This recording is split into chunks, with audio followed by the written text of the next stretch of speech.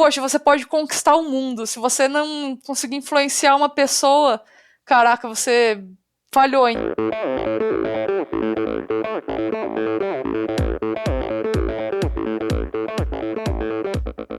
Olá pessoal, aqui é o Bernardinho. Olá amigos, eu sou a Fernanda Maciel. Aqui quem fala é o Tony Canaã. Olá, eu sou Djalma Madruga. Eu sou Ana Polegatti. E aí galera, aqui é o Thiago Vinhal. E esse é o Endorfina Podcast. Sou Michel Bogli e aqui no Endorfina Podcast você conhece as histórias e opiniões de triatletas, corredores, nadadores e ciclistas, profissionais e amadores. Descubra quem são e o que pensam os seres humanos que vivem o esporte e são movidos à endorfina.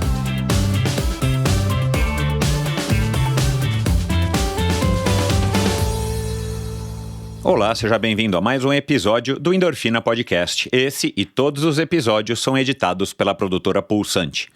Começando agora mais um episódio do Endorfina Podcast, na conversa de hoje com essa moça muito interessante, uma moça muito legal, uma excelente atleta, super talentosa, esforçada. Em cima desse talento ela tem aí muito esforço, muito empenho, que é a Luísa Batista.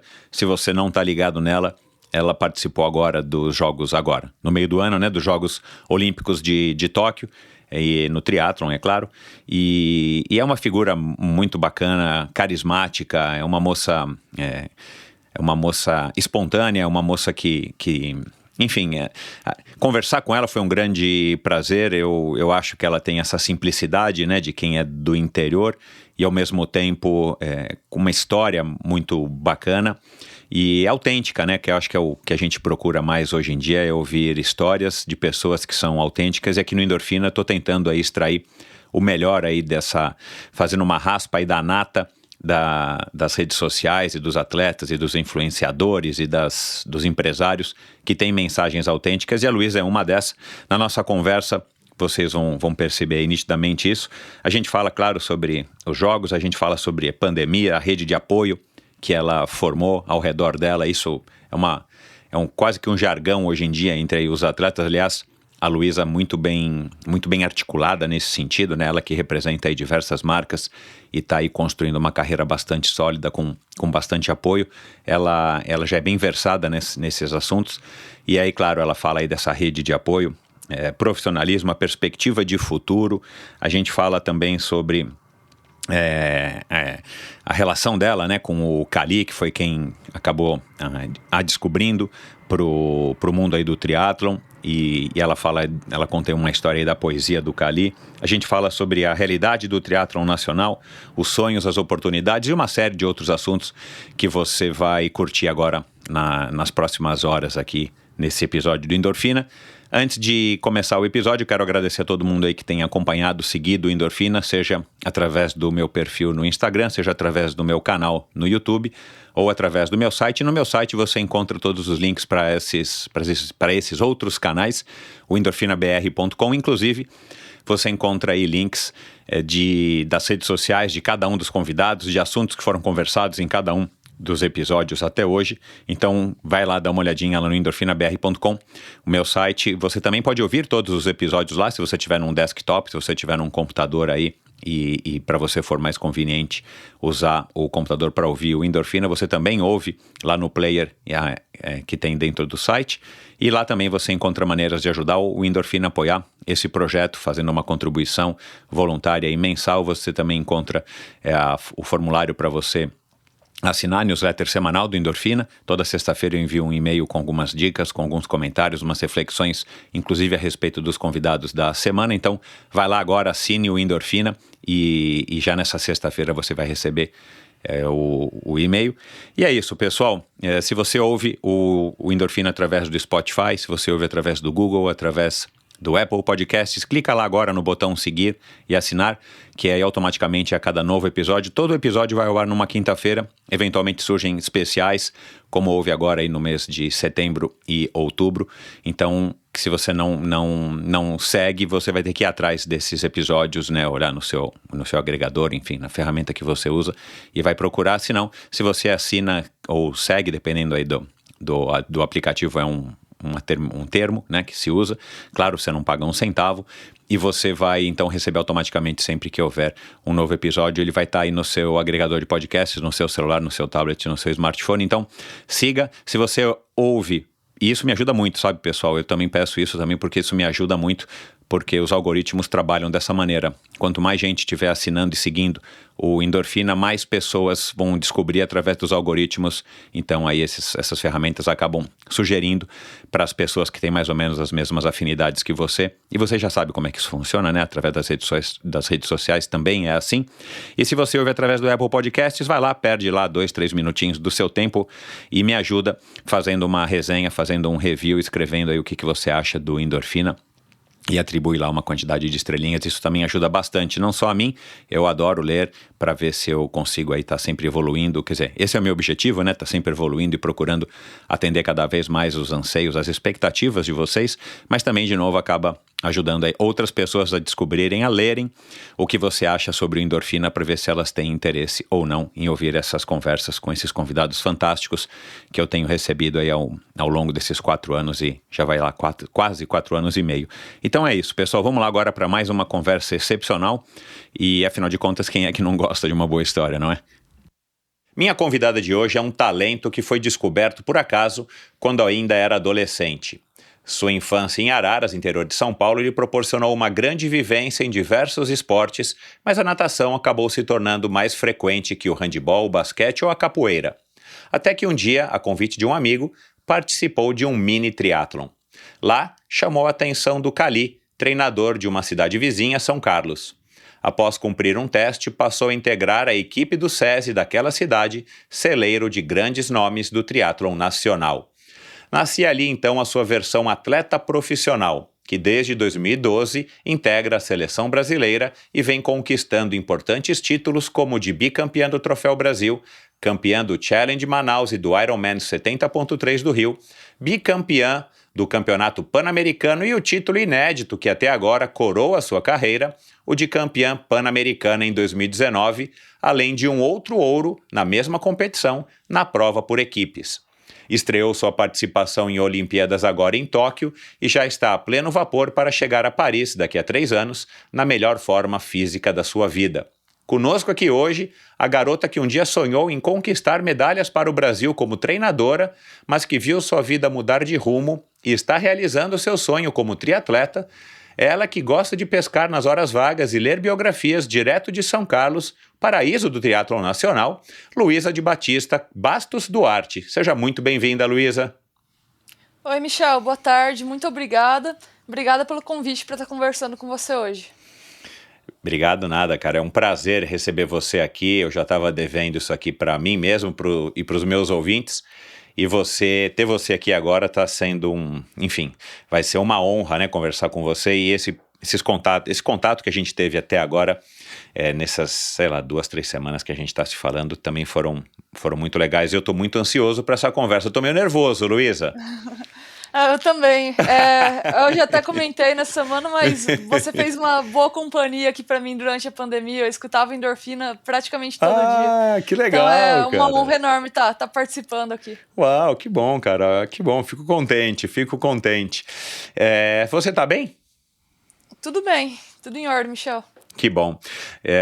Já se recuperou do fuso horário, essa experiência de Jogos Olímpicos, né, assim, no final, mas para o meio da pandemia, e, enfim, a tua prova lá, a viagem, né, você é um país completamente diferente, acho que de tudo que a gente já viu em qualquer lugar, enfim, tem a questão da língua, dos hábitos e tudo mais, e uma Olimpíada que você não tem referência, né, porque você não participou de outra ainda, mas uma Olimpíada completamente atípica, né, de você não poder circular pela cidade e tudo mais. Assim, foi um turbilhão, imagino, né, que deva ter sido um turbilhão de emoções para você, né? Como é que você tá agora, assim, mais já na tua casinha em São Carlos, já faz aí alguns meses e tudo mais, como é que a ficha caiu, como é que você digeriu toda essa experiência, vamos dizer, desde o momento que a gente soube lá em março de 2020, de que estava começando uma pandemia e o mundo fechou, aí essas coisas de vai ter Olimpíada, não vai, prova cancelada, como é que ficam os esportes, né?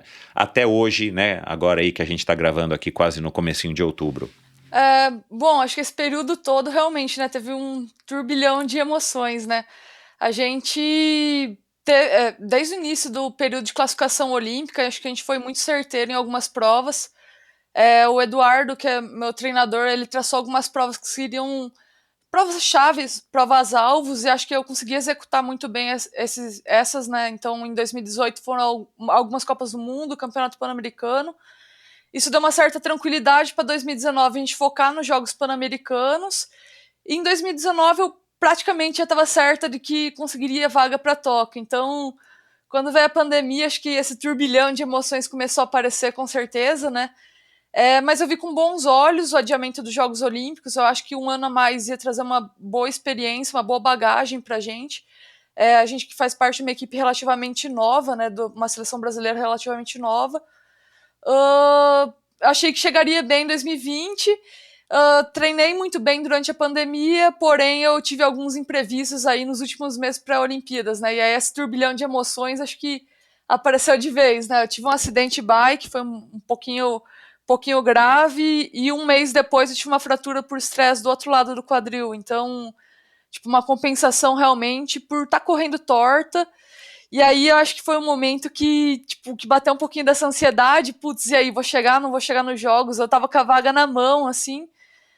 Felizmente a gente conseguiu, acho que, contornar tudo isso. Eu tive uma equipe gigantesca por trás de mim que fez com que eu chegasse em Tóquio. Então, eu acho que os Jogos Olímpicos eu encarei com uma gratidão enorme, antes de tudo, né, por ter tido essa equipe por trás, porque sem eles eu não teria, acho que, nem completado a prova.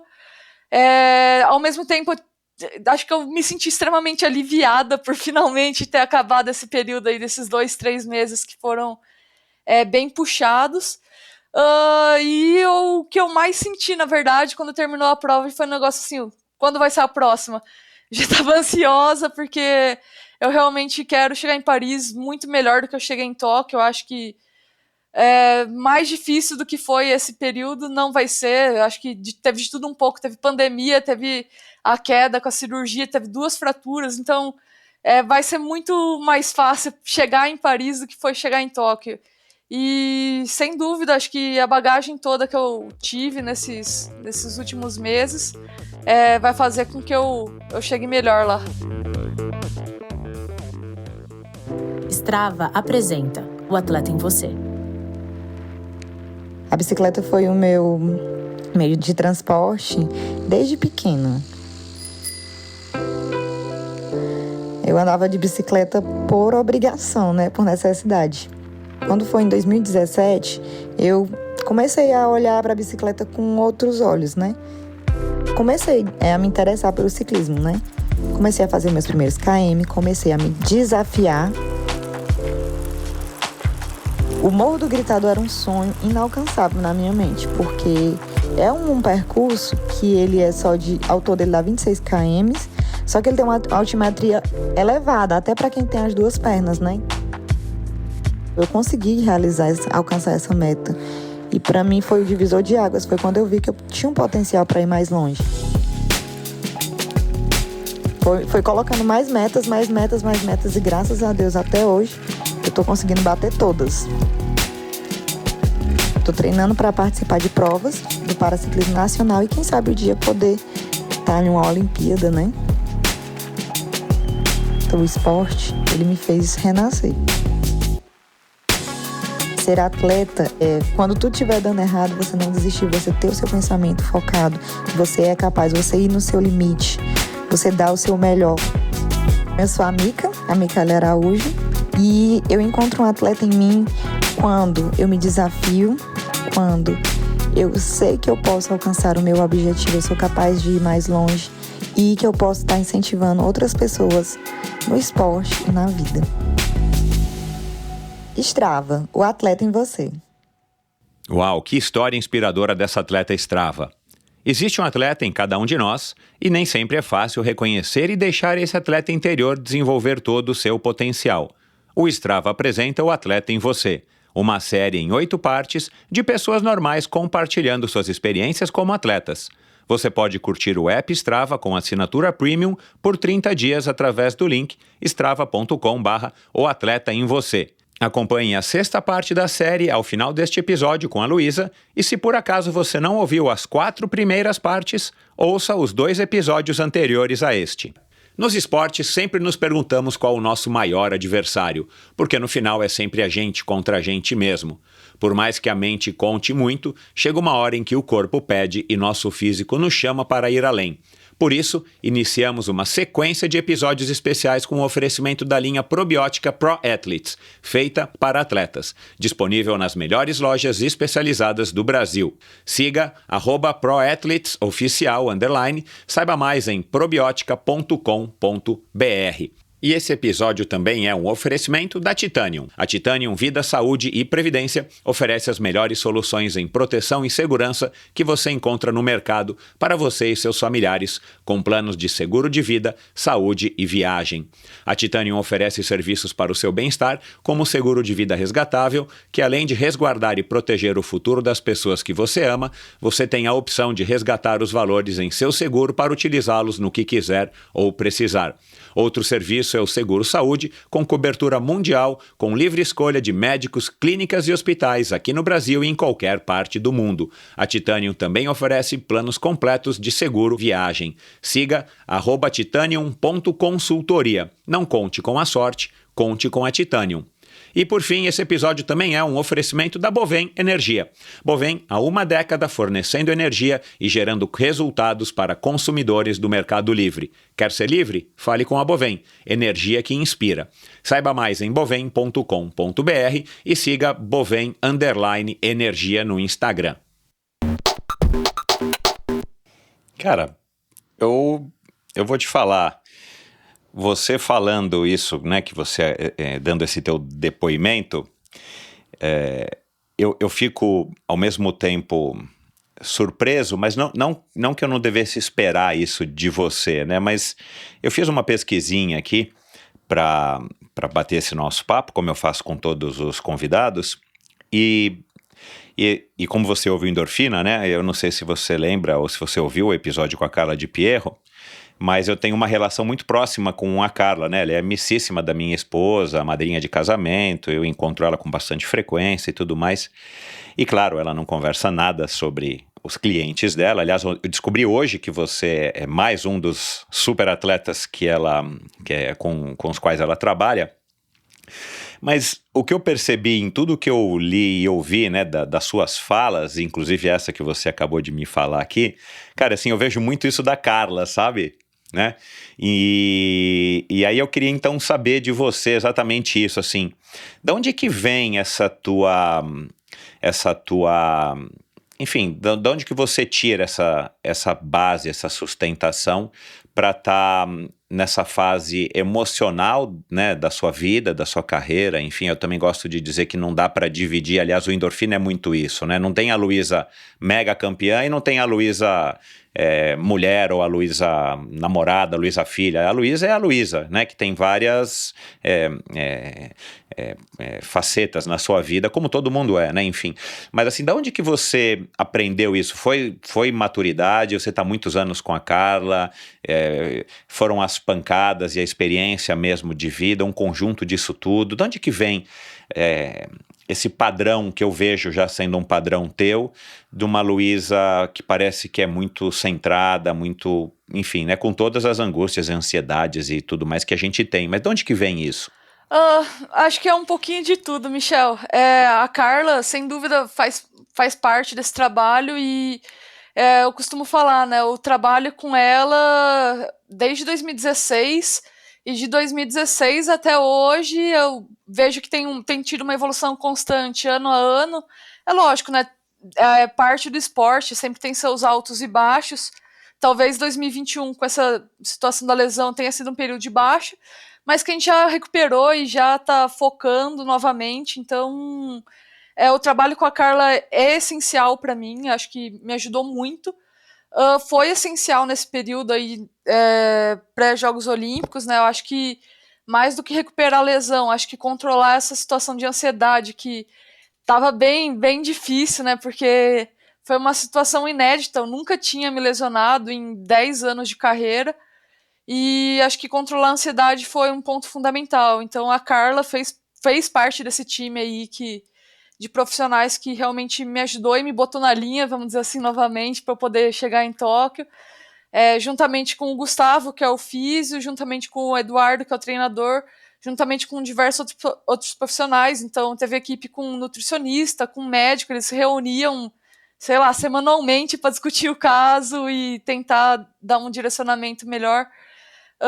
Mas acho que é isso, né? Acho que essa Luísa centrada, vamos dizer assim, que você citou, vem desse trabalho, sim, da Carla. Talvez venha um pouquinho da minha infância. Acho que eu sempre fui uma criança até meio que nerd na escola, né? Então eu chegava em casa, já ia direto fazer a lição de casa, porque eu sabia que depois que eu terminasse eu estava livre para ir no clube brincar e treinar. Então eu sempre fui bem regradinha, assim, e isso eu acho que eu trago hoje pro esporte, né? Essa disciplina, esse dia a dia. Eu consigo seguir realmente bastante, assim, por conta, acho que, dessa base, vamos dizer assim, que eu tenho desde a minha infância. Uhum. Você sabe quem é o Alexandre Manzan? Sei sim. Que bom, né? Desculpa eu perguntar, mas às vezes você não sabe, enfim.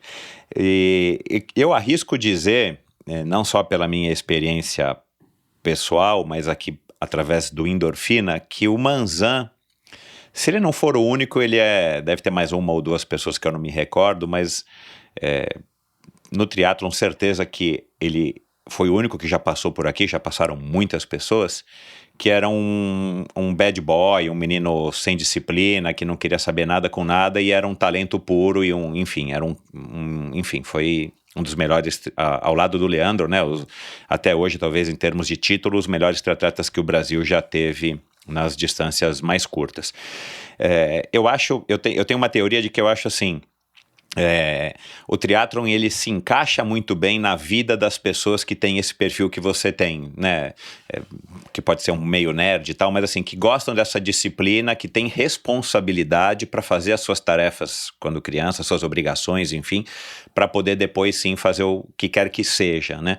Então eu acho que eu brinquei que você foi descoberta, né? Um talento que foi descoberto na adolescência, mas e eu sei que você não é uma menina muito talentosa pelo que você falou, você é mais esforçada do que talentosa, né? E já disse isso aqui lá no episódio 2, o Armando Barcelos, né? Que foi também um excelente triatleta, inclusive olímpico, e que disse que talento não tinha nada, mas ele tinha muita força de vontade. O Avancini já falou isso aqui. Então também isso não é uma coisa inédita, mas eu acho que o que é um privilégio de pessoas como você é isso, você ter sido criada de uma maneira, e nem somente a criação, mas você talvez nasceu com esse chip de ser responsável desde muito cedo e dedicada a cumprir, nem que seja mínimas tarefas, para você poder sim aí depois ter o seu prazer, ou o seu momento de indulgência, o que quer que seja. E o triatlon eu acho que casa muito na vida dessas pessoas, né? É difícil a gente ver uma pessoa como o Manzan, que dizia aqui que, né, não queria saber nada com nada, na véspera de um campeonato mundial saía para ir dançar à noite, sei lá onde, em Tóquio, acho que ele relatou alguma coisa assim, que até o Marcos Paulo depois confirmou, e no dia seguinte, mesmo tendo dormido pouco ou nada, o cara ia lá e detonava a concorrência, né? Imagina se ele tivesse tido disciplina e tal, quer dizer, pelo menos do ponto de vista fisiológico, ele teria mais chances de ter desempenho melhor, mas enfim, é muito interessante isso, e teus pais, por exemplo, ou mesmo o Guilherme, né, que te pegou aí desde do comecinho da tua carreira, você me falou, né, vocês estão juntos desde 2012, já vai fazer aí 10 anos, ele percebe que você também, através da tua vivência esportiva, você está mais madura, podemos dizer, né? Claro que você ia amadurecer, não é à toa, porque a gente vai passando os anos, mas que você, pelo menos nesses últimos anos, você está menos ansiosa, mais tranquila, até a tua abordagem com relação ao adiamento dos jogos, eu ouvi você dizendo assim, tipo, eu não controlo, né? Então assim, até foi bom, porque pelo menos a gente teve mais tempo para se preparar, quer dizer, o Avancini também chegou a falar alguma coisa nesse sentido aqui quando eu gravei com ele no ano passado. Eu acho muito maduro, né? E eu vejo pessoas que já passaram por aqui que não têm essa maturidade, pelo menos não tão escancarada dessa maneira. Bom, eu acho que realmente eu acho que eu sou a pessoa mais dedicada, né? Não tanto talento. Eu até brinco, né? Eu tenho a mão e o pé pequeno, cara. Não sei como eu nado. Eu giro o braço que nem um ventilador pra nadar rápido. Não é tanto talento, é realmente mais o trabalho. Talvez por isso que essa ansiedade bateu mais alta, né? Porque nesse período aí que eu fiquei mais sem treinar, tipo, foi uma situação totalmente nova, né? Eu não tava fazendo o que eu gostaria de fazer, que era, estar treinando e vendo o dia a dia fluindo bem. Então acho que talvez por isso que a ansiedade elevou bastante. Mas sim, acho que a disciplina no triatlon é essencial. São raros os, acho que, atletas aí que, como o Manzan, né, que não são tão regradinhos assim e que conseguem bons resultados, porque o triatlon eu acho um esporte muito justo, né? Ele realmente, assim, quanto mais você treina, melhor você fica. Não existe tanto talento, é diferente, sei lá, do futebol, que você às vezes tem aquele gingado, não sei dizer, né? Mas o triatlon é realmente, assim, acho que puramente físico, assim, né? Quanto mais você está treinado, mais você vai desempenhar. Então, acho que isso sim é uma vantagem, até uma curiosidade, né? Quando eu mudei para cá em 2016, o meu irmão veio fazer aquele teste também com o Cali. Meu irmão, acho que em termos de talento, ele era muito melhor do que eu. Só que aí ele passou uma semana aqui comigo, ele falou assim, Luiz, esse esporte não é para mim. Pegou e voltou para Araras e eu continuei, né? Então, que legal. Porque realmente você tem que ter, acho que isso em você, entendeu? Essa disciplina de você conseguir se regrar e conseguir, não apenas com o treino, mas com relação ao descanso, à alimentação. Acho que eu sou uma pessoa que sempre seguiu 100% isso, entendeu? Sempre realmente dediquei minha vida ao esporte. Eu acho que isso vai me levar cada vez mais longe. Talvez aí nos jogos não foi o resultado esperado, a gente sabe, mas isso pode me levar a algum lugar mais pra frente, quem sabe. O Vitor é mais novo que você? Meu irmão é mais novo, é 1 ano e 8 meses, relativamente perto, mas é mais novo. É mais ou menos como eu e meu irmão. E aí essa é outra coisa que a gente observa, né? E agora eu que sou pai de 2 meninas e tal, e mesmo sendo, né, filhos dos mesmos pais, das mesmas mães, na mesma educação, com pouca diferença de idade, como eu e meu irmão, por exemplo, tem coisas que não saem iguais, né? E a gente não controla isso, né?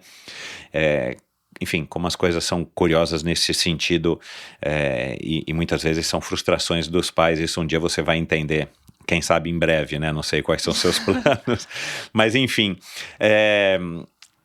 durante a pandemia, tipo, você pode falar assim, tipo, você dobrou o número de sessões com a Carla, que você faz num determinado período, ou deu pra, enfim, também através das sessões, do acompanhamento, não aumentar tanto a frequência? Não, durante a pandemia acho que eu consegui me manter bem, na verdade, né? Foi o que eu falei, eu vi realmente o adiamento dos jogos como um alívio, não como algo tão ruim assim. Eu falei, putz, ainda bem que foi adiado, né? Se fosse cancelado, acho que aí cara, sim... eu achei fenomenal essa tua colocação. Aí sim, acho que eu teria realmente sofrido bastante. Então eu falei assim, não, foi só adiado, né? Ainda bem que foi só adiado, vamos treinar e o foco voltou a ser no dia a dia. Em algumas falas do Eduardo, ele sempre colocou isso pra gente, né? Vamos pensar como júnior. Putz, quando você é júnior, você nem sempre tem aquela competição certa. Você não tem, às vezes, o apoio para todas as provas, então é uma prova ou outra que são definidas, e às vezes você treina períodos e períodos e só compete depois de meses, né? Então, o Eduardo falou assim, não, vamos pensar como júnior, vamos focar no dia a dia, no treino, vamos focar em deixar a planilha verdinha, e eu acho que foi isso, né? A gente conseguiu se manter muito bem, treinando, bem focado. Mas sim, eu já dei um trabalhinho pra Carla, acho que foi o que eu falei nessa parte da lesão, acho que aí sim, realmente o trabalho dela foi de suma importância, né, porque aí sim a ansiedade falou mais alto e a gente teve que controlar um pouquinho isso. De qualquer maneira, eu vejo esse trabalho da psicologia do esporte, mesmo nos períodos em que você tá bem, é essencial, entendeu? Porque me ajudou, acho que, me deixar muito mais focada, muito mais atenta, muito mais no momento presente do que quando eu não tinha esse trabalho, entendeu? Então, acho que o trabalho da psicologia do esporte tem sido essencial, sim, para mim, independentemente do momento, de pandemia, de lesão ou não. Esses são os momentos ruins que aí sim realmente se faz extremamente presente, mas no dia a dia, nos períodos bons, vamos dizer assim, também faz diferença esse trabalho. Quem que te levou quem que sugeriu, como é que foi? Foi o próprio SESI que falou, o Eduardo na época, não sei, que falou, olha, vamos agora começar a procurar, porque é curioso, né? Eu gravei agora quer dizer, o episódio foi ao ar no meio de setembro com a Pamela de Oliveira, e ela disse que até há pouco tempo ela tinha sim um acompanhamento psicológico, até depois do Rio, né? Inclusive ela que ficou 6 anos morando em Portugal e tudo mais, ela tinha um acompanhamento psicológico, mas era muito naquela questão mesmo da Pamela atleta, né? Como é que você faz para no dia da prova você ir lá e enfim, tá bem e se ativar? Ela usou uns termos aí que eu não conhecia. Mas o lado pessoal, que é claro, completamente ligado ao lado, enfim, atleta da pessoa, ela disse que não tinha isso, né? E não é à toa que ela disse que viveu aí algumas barras, algumas situações ruins por conta disso. E aí sim, acho que faz 2 anos, ela começou a ter um acompanhamento psicológico, sabe, talvez mais como o seu, por exemplo, né? Ou como eu entendo que a Carla faça, né? Nunca fiz uma sessão com ela. Mas... E eu achei curioso, porque eu acho que ela talvez tenha demorado, né? Eu acho que ela citou isso. Tipo, pena que ela não teve esse acompanhamento antes, para manter ela mais centrada e mais equilibrada, para poder desempenhar melhor o seu papel durante as provas. Da onde que veio o seu, assim, essa oportunidade ou esse chamamento de falar, puxa, eu preciso ter um acompanhamento psicológico? Uhum. Bom, o Gui falava pra mim, né, acho que já tem bastante tempo que poderia vir a ajudar, mas em 2016 foi realmente o Eduardo, né, que fez o meio de campo com a Carla, que me apresentou, falou assim, Luísa, eu conversei com ela, vamos iniciar esse trabalho, e a gente iniciou, se eu não me engano, foi bem próximo do Ironman 70.3 do Rio, assim, uma semana depois, algo assim, e a gente sempre trabalhou muito esse lado do esporte, né. Até agora, recentemente, após os Jogos de Tóquio, a gente começou a focar um pouquinho no lado pessoal também. A gente acha que pode desenvolver um pouquinho isso. Eu sou uma menina extremamente tímida, Michel, então tá gravando esse podcast hoje, já uma vitória. É uma vitória, acho que a Carla vai ficar orgulhosa quando eu contar pra ela. Então, uma das coisas que a gente tá tentando treinar é essa comunicação, tentar me comunicar melhor para que eu consiga, às vezes, até expressar um pouquinho melhor pro Eduardo o que eu tô sentindo, o que eu tô vendo. Fundamental, Para que, acho que se melhorar essa comunicação de uma maneira geral com o meu treinador, com a minha equipe, poxa, eu acho que eu posso colher frutos bons dentro do esporte. Então, agora a gente está, sim, trabalhando um pouco mais esse lado pessoal, ainda mais porque não tem competições, né, tão à vista agora, acho que vai demorar um pouquinho. Então, nesse momento, é o momento que eu estou trabalhando mais o lado Luísa Pessoa. E é como você falou lá no início do podcast, né? A gente é um ser só. Poxa, a Luísa atleta reflete aquilo que a Luísa filha, a Luísa namorada, a Luísa estudante, profissional de educação física tá sentindo. Então, a gente é uma coisa só, né? Então, acho que melhorar esse lado pessoal, com certeza, vai agregar bastante aí pro esporte. Uhum. Pode contar aqui para mim e para quem está ouvindo, você fez o teste lá no SESI São Carlos, na época com o Cali, passou a integrar a equipe né, você fez bem o teste e passou a integrar a equipe do SESI. Aí você disse que a partir daí, então, você já era uma triatleta profissional. Claro, você estudava, né, acho que isso era também uma pré-condição, né, se você não estudasse não tinha futuro lá no SESI. Mas profissional em que sentido? Em nível de dedicação? Você já ganhava algum tipo de ajuda de custo, alguma coisa? E como é que foi isso para os seus pais, né? Porque, enfim, a gente sabe, infelizmente, que ser atleta no Brasil não é uma coisa muito popular e já falamos aqui várias vezes, a gente falta aqui no Brasil uma cultura grande aí com relação ao esporte. Até... acho que foi no ano passado, né, no retrasado, quem foi que postou, depois de um triatlon, né, viralizou, né, uma mulher sentada na calçada, não sei, não foi o Yuri Vinuto? Acho que foi o Diogo. Diogo Sclebin, ele postou e a mulher falou, você não trabalha não? Porra, o cara tinha acabado de fazer uma prova, né, o ganha-pão dele. Enfim, e como é que foi a reação dos teus pais, assim, e você vivia mesmo Tipo, tinha que dar desempenho, assim, pra estar numa equipe do SESI, você tinha que ter desempenho, senão você ia, enfim, ser convidado a sair da equipe. Como é que é essa pressão logo no começo e logo no primeiro ano, né? Porque assim, caramba, você já começou com tudo, não teve aquele tempinho de, né, começar e ir devagarzinho e de repente, pô, olha, você não quer ser profissional? Vai lá, pensa, conversa com os teus pais. Como é que foi? Bom, eu fui uma criança extremamente ativa, né, em Araras, eu fazia de tudo um pouco. Eu vou voltar um pouquinho no tempo aqui antes de responder sua pergunta, Michel, contar um pouquinho da história. Mas eu fazia de tudo um pouco e eu fazia natação, que levava um pouquinho mais a sério, e também jogava tênis lá no clube que eu participava das atividades.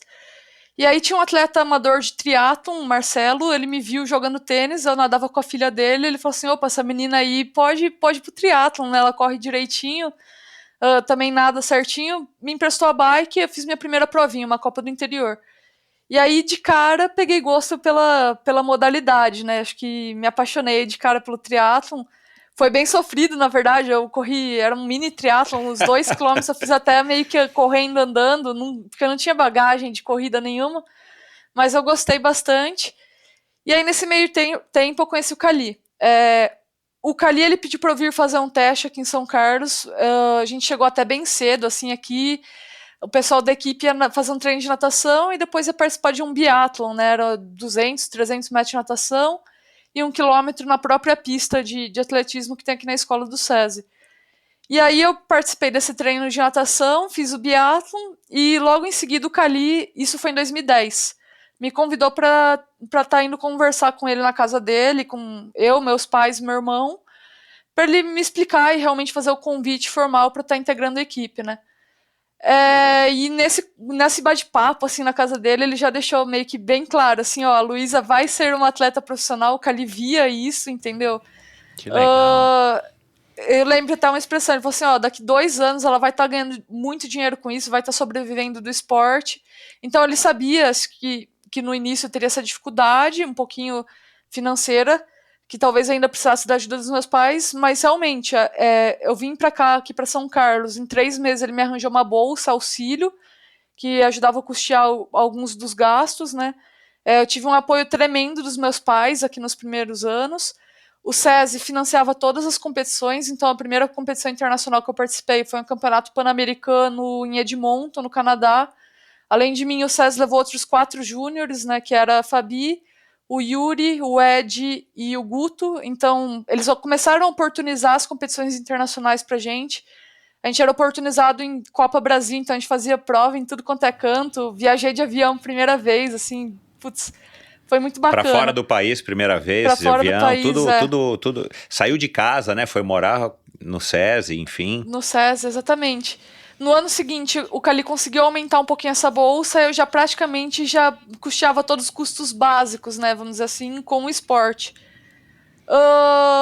Falando aqui um pouquinho dos meus pais, né, minha mãe, quando eu recebi o convite, eu recebi em 2010, me mudei para 2011, mas eu acho que foi um choque para ela, né, porque ela realmente não esperava que a filha fosse mudar relativamente nova para outra cidade, morar sozinha em outra cidade. Mas eu lembro muito bem de eu conversando com ela um dia e ela assim, ai, não sei. Eu falei assim, mãe, se eu não for, você vai estragar meu sonho, porque, caraca, eu vi no esporte, no triatlon uma oportunidade de atingir um sonho de criança, que era estar nos Jogos Olímpicos, e o Cali, ele desde sempre ele deixou muito claro isso, que eu poderia chegar lá. Então eu já, mesmo quando eu vim novinha, eu já me via como uma atleta profissional, eu já seguia essa rotina. Uhum. Eu passei a estudar à noite, né? Então o dia ficava aí, vamos dizer, livre para os treinos, eu estudava à noite. O SESI realmente foi extremamente responsável por essa minha formação até hoje, né? Então eles deram todo o suporte que eu precisava quando eu iniciei.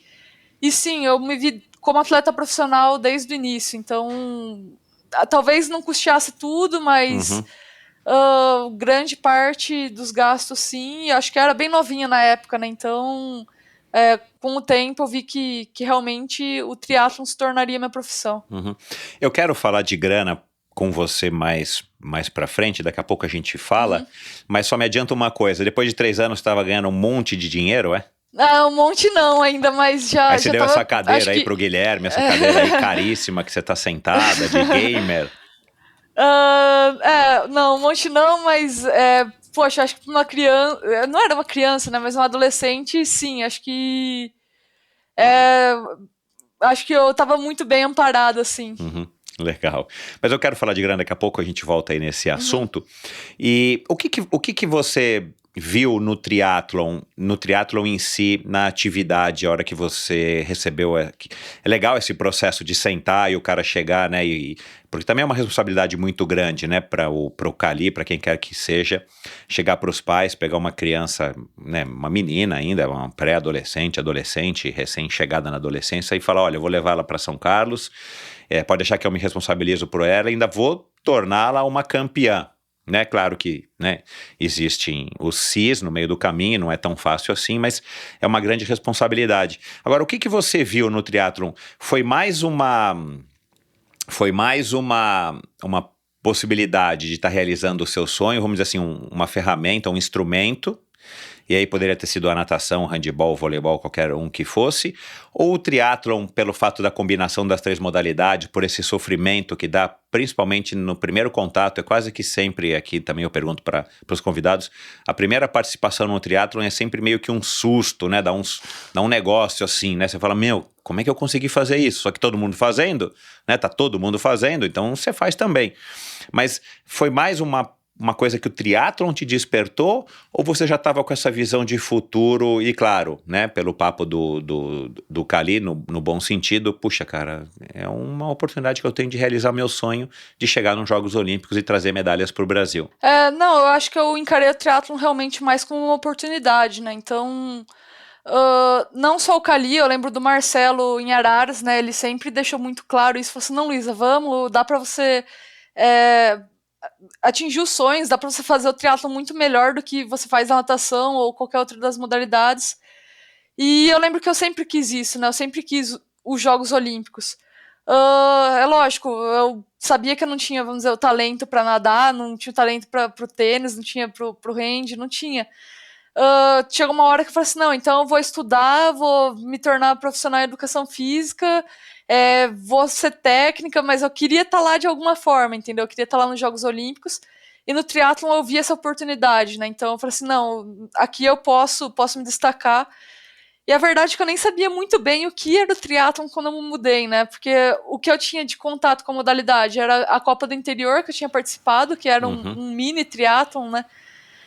E eu lembro de assistir o Mundialito de Fast Triathlon, que se passava na TV, então... eu lembro que até em 2010 a Pamela, acho que ela foi super bem lá, não lembro se ela chegou a vencer, mas eu lembro que ela foi super bem, se destacou, e foi bem meio que no período em que eu tava conversando com o Cali pra vir pra cá, né, e ela treinava aqui na época, então, putz, ver a menina que treinava aqui no SESI na época e se despontando lá na frente, pô, eu passei a acreditar mais ainda que eu poderia estar despontando, né, porque eu tava indo pro mesmo local que ela estava. Então, acho que realmente o triatlon foi isso, foi a oportunidade que eu encontrei de seguir, de atingir esse objetivo de estar nos Jogos Olímpicos um dia, mas é óbvio, né, que depois que eu comecei a praticar a modalidade e conhecer e entender um pouquinho mais, esse sonho, vamos dizer, ele foi mudando. Hoje eu não quero só estar nos Jogos Olímpicos, eu já consegui atingir esse objetivo, mas, puxa, hoje eu sou apaixonada pelo triatlon e eu quero... tá andando lá no top 10 de WTS um dia, poxa, eu quero vencer um World Cup um dia. O sonho foi mudando, né, depois que eu praticamente conheci a modalidade. Mas, sim, foi uma oportunidade que eu acho que eu agarrei aí com tudo que eu podia, né, e vim atrás disso. O que você chegou um dia a conversar com o Cali, o que ele via em você? Para ele ter feito essa reunião com teus pais e ter feito esse convite sério, tipo, olha, eu vou transformá-la numa atleta campeã?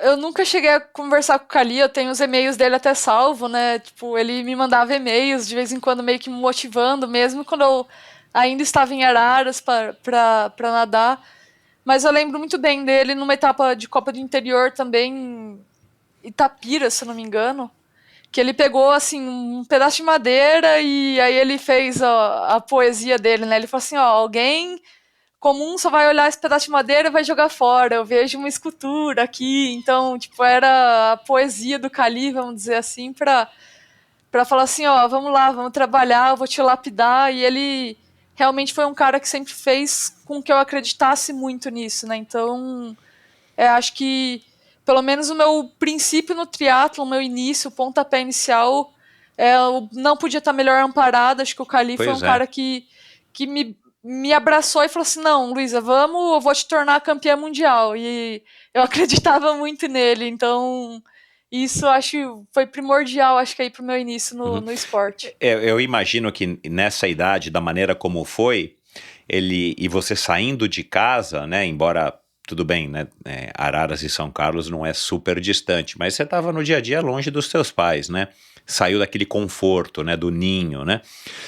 Ele também tem assumido aí um papel, uma grande referência para você, né? Uma referência, tipo um suporte mesmo, né? Porque, claro, você poderia sempre estar ligando para os teus pais e tal, mas isso também é importante, esse acolhimento, para que crie uma atmosfera onde você, ser humano e atleta, possa se sentir à vontade para ficar feliz, e claro que feliz você tem mais chances de desempenhar o seu máximo potencial. Sim, e eu acho que assim, além do Cali, eu tava vindo para um local em que eu tinha grandes referências como dos atletas, né? Então foi o que eu falei, em 2010 a Pamela ainda treinava aqui, acho que ela foi para Portugal no final do ano.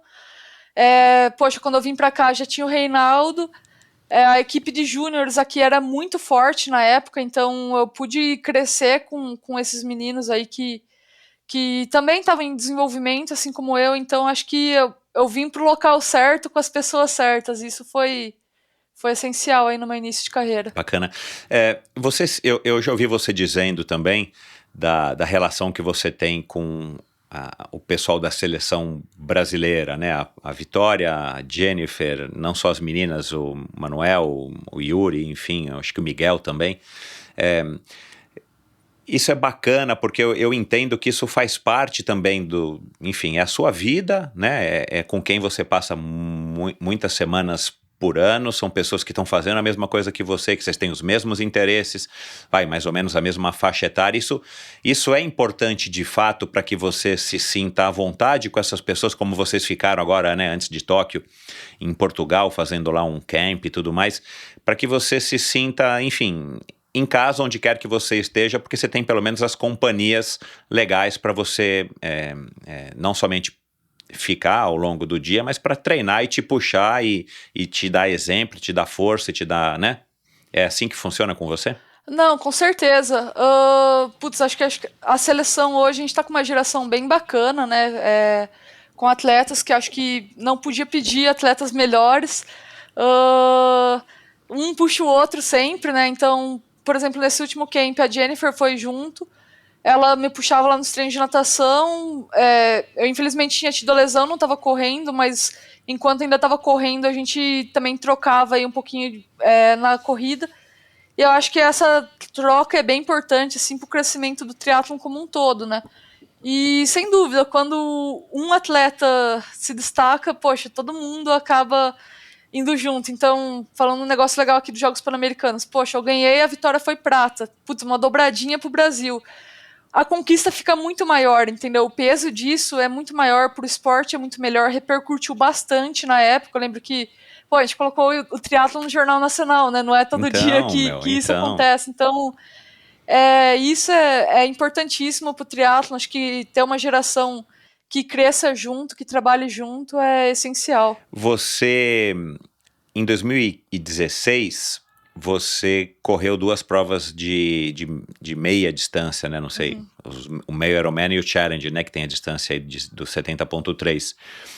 Isso foi planejado, com certeza, mas isso era uma espécie de avaliação ou, tipo assim, deixa eu pôr o pezinho um pouco aqui para ver, já que você também diz que você aprendeu a curtir as distâncias longas e que você tem esse sonho de, depois de Paris, daqui a 3 anos, você começar a se dedicar, então, às provas longas, que é o que a Pamela acabou de decidir no ano passado, no ano retrasado, né? De sair das distâncias curtas e migrar para as longas. Foi um teste? O que foi essa tua experimentação, que foi ótima, né? Porque você ganhou as 2 que você participou, nas distâncias mais longas. Bom, eu sempre tive um perfil, acho que para longa distância. Até nos treinos, né? Quando eu saio para fazer uma rodagem longa, por exemplo, eu consigo rodar 4 por quilômetro aí, quanto o Eduardo pedir. Enquanto se ele fala assim, Luiz, eu quero que você faça um tiro a 3,10, eu já falo, opa, esse aí é sofrido. Isso não apenas na corrida, acho que na natação é a mesma coisa. Se a gente fazer um tiro de 100, assim, muito rápido, eu sofro muito mais do que se eu tiver que fazer aí os 1.500 num passão constante, entendeu? Então, eu tenho essa facilidade, esse perfil, vamos dizer, para longa distância, eu gosto disso, eu gosto de sair para pedalar longo, pôr foninho e sair escutando música, assim, e ir embora, eu gosto bastante. E o que aconteceu? 2016 foi um ano que, para mim, foi um ano meio... eu fui oportunizado em 2015 pela CBTRI, né, para fazer as provas de ITU, para tentar a vaga. Eu era bem nova na época, não consegui fazer os pontos, e aí 2016 foi aquele ano que ficou meio que num limbo, entendeu? Tipo, um ano meio perdido. Então acho que o Eduardo, ele teve uma sacada muito grande, falou assim, não, vou te colocar nas provas de longa distância, porque você tem esse perfil, a gente vai se manter super motivado, né, então treinando bem. E o resultado, acho que não podia ter me motivado mais, né? Até um negócio legal, assim, tipo, exatas 3 semanas depois do 70.3 Rio, ocorreu um campeonato pan-americano e eu venci. E, poxa, tipo, eu tava, acho que tão feliz pelo Rio que eu fui bem no Pan-Americano e, pô, aí eu comecei, acho que me encontrar um pouquinho de novo aí nas provas de ITU, né? Eu lembro que a menina que foi segunda era uma americana que, tipo, há pouco tempo atrás tinha feito um top 5 em World Cup. E aí começou, sabe, quando dá aquela viradinha de chave, às vezes que era o que precisava. E eu falei assim, opa, essa menina fez um top 5, eu competi de igual para igual com ela, talvez eu possa um dia estar fazendo isso. E aí, acho que isso foi importantíssimo para mim, né? Que em 2017 eu já consegui encaixar uma etapa ou outra de World Cup. 2018 a gente já sabia exatamente o que tinha que fazer para acertar nas provas chaves que eu falei, que o Eduardo comentou, que era o Campeonato Pan-Americano, era uma Copa do Mundo de Huatuque e a Copa do Mundo de Salinas. Então, poxa, acho que foi importantíssimo estar feliz, né, vencendo as provas de longa distância, estar feliz fazendo triatlon, seja qual fosse a vertente, para que eu pudesse ter um resultado positivo em Buenos Aires, que foi nesse campeonato pan-americano, e pudesse dar continuidade, né, que foi o que eu falei, de 2016 até 2020, acho que eu vinha numa crescente, numa constante aí legal, lógico, tem sempre seus altos e baixos, mas sempre melhorando ano a ano, isso, acho que a prova de longa distância ajudou um pouquinho naquela época, nesse período de limbo, vamos dizer assim. Você já chegou a discutir com ele se não caberia, de repente, 1 ou 2 provas no ano e mesmo você se dedicando à prova olímpica e tudo mais, se isso não ajudaria? Porque a gente ouve, enfim, eu não sou mais quer dizer, nunca fui um especialista, mas hoje em dia eu não estou mais tão ligado assim na parte técnica do esporte, mas a gente ouve de vez em quando, né, essa questão de que os atletas rápidos, a gente tem visto isso também, né, em muitos mundiais de 70.3, inclusive, né, que os atletas que vêm da ITU, das provas do circuito da ITU, eles têm essa velocidade que é tão necessária hoje em dia, principalmente nas provas, pelo menos de 70.3, né, e depois as pessoas que se destacam no 70.3, elas vêm com uma velocidade bacana para fazer uma prova de Ironman, que já é praticamente uma prova, quer dizer, não é curta, mas ela não é tão longa quanto já foi, né, as pessoas fazendo Ironman aí na faixa aí das 7 horas, 8 horas, enfim, não é uma coisa que vocês chegaram a discutir, ou ele logo falou, não, vamos nos dedicar vamos fazer o arroz com feijão para depois sim você migrar? Bom, a gente na verdade está pensando sim fazer alguma prova de longa distância. Acredito que no início do ano que vem, né? Porque esse ano ainda a gente não tem nada previsto mais no Brasil. Mas eu já tô até arrumando minha bike TT, eu tava com a mesa espanada, então já tô indo atrás para Legal. Para resolver e quem sabe aí no início do ano que vem, antes de voltar aí o circuito, o ranking olímpico, né? Porque eu acredito que volte em maio, ainda não tem nada certo, mas se for seguir o padrão dos outros anos, volta em maio. A gente pretende sim estar correndo alguma coisa em janeiro, alguma prova de longa distância. Aonde a gente está olhando, o Pucon, se for rolar, eu queria muito fazer Pucon. Mas isso é por ano que vem, a gente ainda tem que esperar, né? Tá tudo ainda muito, muito incerto. Mas de qualquer forma, eu acho que o triatlon de 70.3, principalmente, é muito parecido com o triatlon olímpico, né? Acho que em termos de treino, a gente... Até no Rio, quando eu competi, a gente não mudou muita coisa, a gente seguiu bem parecido, assim. Talvez incluir uma bike longa a mais por semana, mas foi muito parecido. E é bacana estar correndo essas provas de longa distância, acho que dá um retorno legal, uma visibilidade bacana, então a gente pretende sim estar fazendo isso talvez no início do ano que vem. Tomara. E acho que passando Paris, sem dúvida, tá focando nisso, eu acho que com um pouquinho mais de consistência. Mas acho que por enquanto o foco realmente continua nos Jogos Olímpicos de Paris, mas sempre que tiver essa oportunidade, a gente vai querer encaixar essa prova de longa distância. Hoje, com a tua cabeça hoje, você valorizaria mais uma medalha olímpica ou uma medalha em Kona? Olímpica, com certeza. Acho legal. que seria um sonho enorme, assim, desde de criança. Poxa, eu entrei no triatlon por conta dos Jogos Olímpicos. Então, acho que, sem dúvida, a medalha olímpica é o sonho master aí. Legal. Então, vamos falar de grana, aproveitar que a gente entrou nesse assunto. Vamos falar aqui de grana. Você sabe, né, ou você já fez essa conta, essa avaliação com o próprio Eduardo, você se dedicar à carreira olímpica, ela financeiramente ela é mais vantajosa do que você se dedicar à carreira dos triatlons não olímpicos, né, do 70.3 e do Ironman? Existe um consenso entre vocês profissionais e tudo mais? Como é que é essa questão financeira? Olha, atualmente eu acho que seguir a carreira olímpica seja melhor, até pela situação do Brasil, né? A gente não vê tantas provas de longa distância com profissionais no Brasil. Se não, eu acredito que a carreira de longa distância seria mais vantajosa. Porém, acredito que pessoalmente, quando eu me dedicar integralmente às provas de longa distância, eu vou ter um retorno maior, sim. Então, assim, se eu fizer como eu tô fazendo, assim, uma prova ou outra, que é o que eu tô pensando em Pucon, não. Mas se eu me dedicar integralmente à longa distância, eu acredito que o retorno seria maior do que na carreira olímpica. E isso você acha que é um consenso entre os seus pares aí, a Vitória, ou sei lá, a própria Jennifer, ou os meninos, enfim, ou ia ser uma impressão tua? Ou seja, vocês chegam a discutir isso? Porque tem que ter um planejamento de carreira, e claro, né, vocês são pautados então nos Jogos Olímpicos de 4 em 4 anos, agora no caso de 5 e de 3 agora. Mas também tem essa questão, né, tipo assim, cara, a medalha é bacana, a medalha dá dinheiro? Vocês têm essa visão de que a medalha dá dinheiro num esporte como o nosso, triatlon, que não enfim, que não tem só os Jogos Olímpicos, né? A gente tem o Mundial de 70.3, tem Kona, né? E tem toda agora essa questão de redes sociais que alimentam, e tem uma indústria gigantesca, que é um pouco diferente, por exemplo, da natação, né? Natação não tem uma mega indústria que banca todos os nadadores e que o cara só vai viver de fazer campeonato Maria Lenk ou sei lá o quê, né? Bom, não sei se é um consenso entre todo mundo, né? Mas eu acredito que sim, que a longa distância tem um retorno maior, especialmente quando se pensa em patrocinadores, entendeu? Acho que privados. Os patrocinadores privados estão mais presentes na longa distância. Apesar disso, a ITU, ela tem premiações boas, tá? Porém, você tem que estar no topo. Se você...